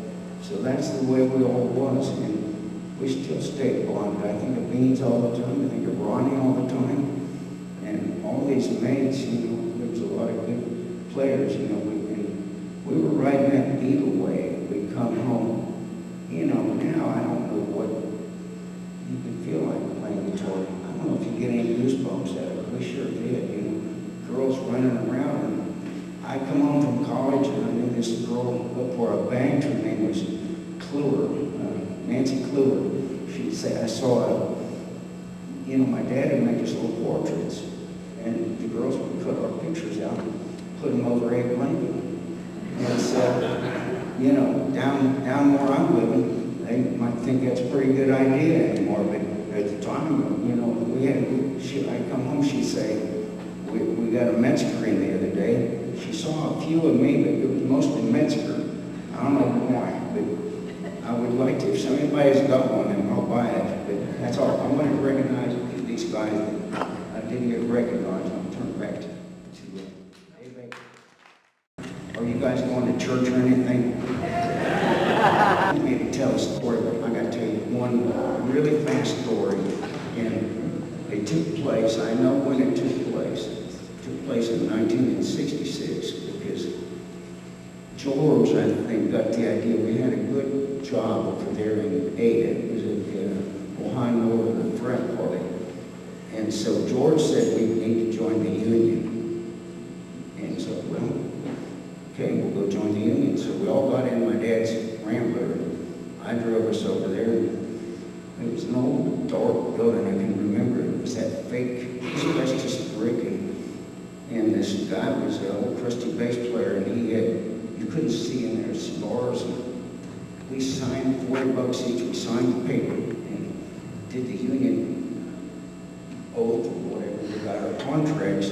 First thing we did is go out and buy all our cigars. All of us had them. And then we went to the venue and made them look, burned them up and made them look official. And we slapped a contract on them. So we went on back to Van Wert. This gig was Friday, and Ronnie was going to drive.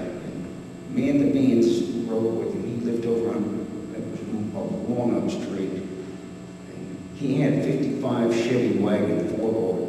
He just painted it green and blue. That's why I know it was 66. That was when the color came out. And he had a 283 souped up, and the Beans knew we were going to come into this money. He had Gramps advancing $200. He got zillion symbols. They were, as Henry and Russ will tell you, that's what you wanted to have. He had 2 brand new ones, and we all loaded our stuff, and he put them in a blanket and patted them down like they were. So anyway, what we didn't know is Ronnie wasn't really done restoring the vehicle. He hadn't bolted in the front seat. So when he got to showing off the advanced motor, all I knew, I was looking at a black squirrel, and my legs was up like all 3 of us, and I had a cigar burning me. And so that wasn't the worst thing that happened. The worst thing that happened was them cymbals. He hadn't bolted down the back latch on them, so the cymbals went out onto Walnut Street. And with the sound of the motor, that was the second time I ever saw the Beans cry, you know. We got to the gig, and we got to show them our contract, and they come out with cash. We'd never had cash before the gig, and, you know, it was the cigars or something. We had the cash, and we was all union men, you know, and we went in and stocky, you know, until he didn't have them cymbals, and he was crying like a baby. On the way home, I put my left foot under the accelerator of Ronnie's car because he was wanting to get there quick, and I didn't want the same results. I come home from college one day, it was New Year's Eve, I know what it was. So Chooch is back, you know, from the Stones, you know, and they're staying out at Davis. So Chooch and Claire out there, and he wants to take us all out, and he's got the rock and roll, you know, thing going. So we go up to the, it was called, whatever was across from the old Smith garage. And he said, I want the finest bottle of wine in the house. So I'm saying, this is good wine. And the guy disappeared and disappeared. He'd come back. He said, it's $20. Sir, and he said, $20. You know, he was probably thinking a couple of grand or something, but it was $20. And so then he disappeared again, and he came back, and he said, this kid, he opened the bottle of wine and poured it out in a glass, and then took a big drink of it and swished it all around. And he says, sir, I think you're going to find this very acceptable. So we couldn't get our composure again, but he thought he had to sample it for us.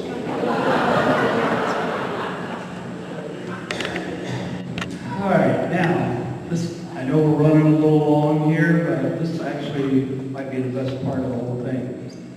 These guys have agreed to answer any questions that you people out there might have, within reason. And hopefully, you know, not criminal. So if anybody has a question that they want to ask any of these guys, now is your chance. Raise your hand if you want to. Otherwise, here's one over here.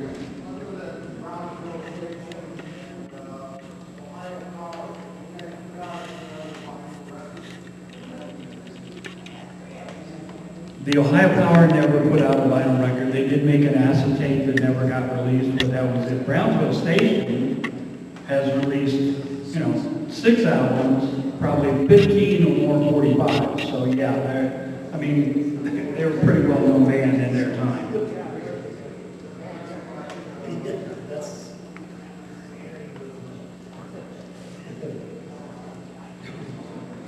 Anybody else got any questions?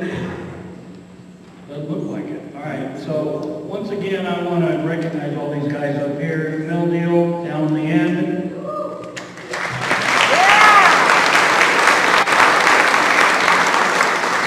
Hyre of the Voyagers.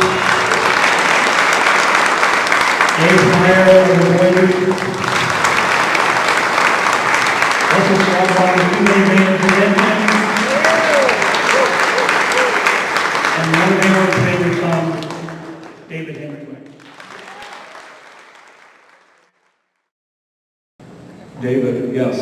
Henry, yes, we know that. H-bomb. How's a little stocky kid from Van Wert become an H-bomb? Tell you the truth, Cub got me into record collecting, and we grabbed if we flew, we would grab the rental car, or we'd do whatever we could to get to Salvation Army's record stores. And one day I found a 45, and the guy's name was H-bomb Ferguson. And I said, that's pretty cool. You know, Cub always called me H, short for Henry, so that's how I became H-bomb. That's all.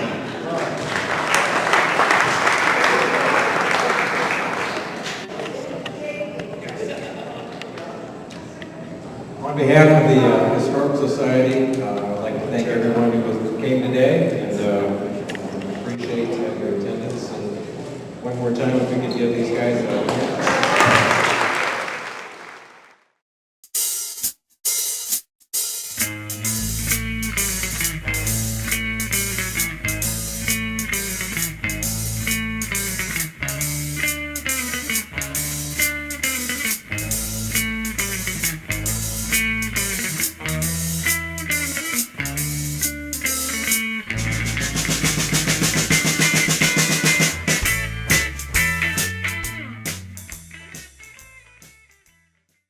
Did you know that the YWCA is gearing up for its 28th annual summer food program?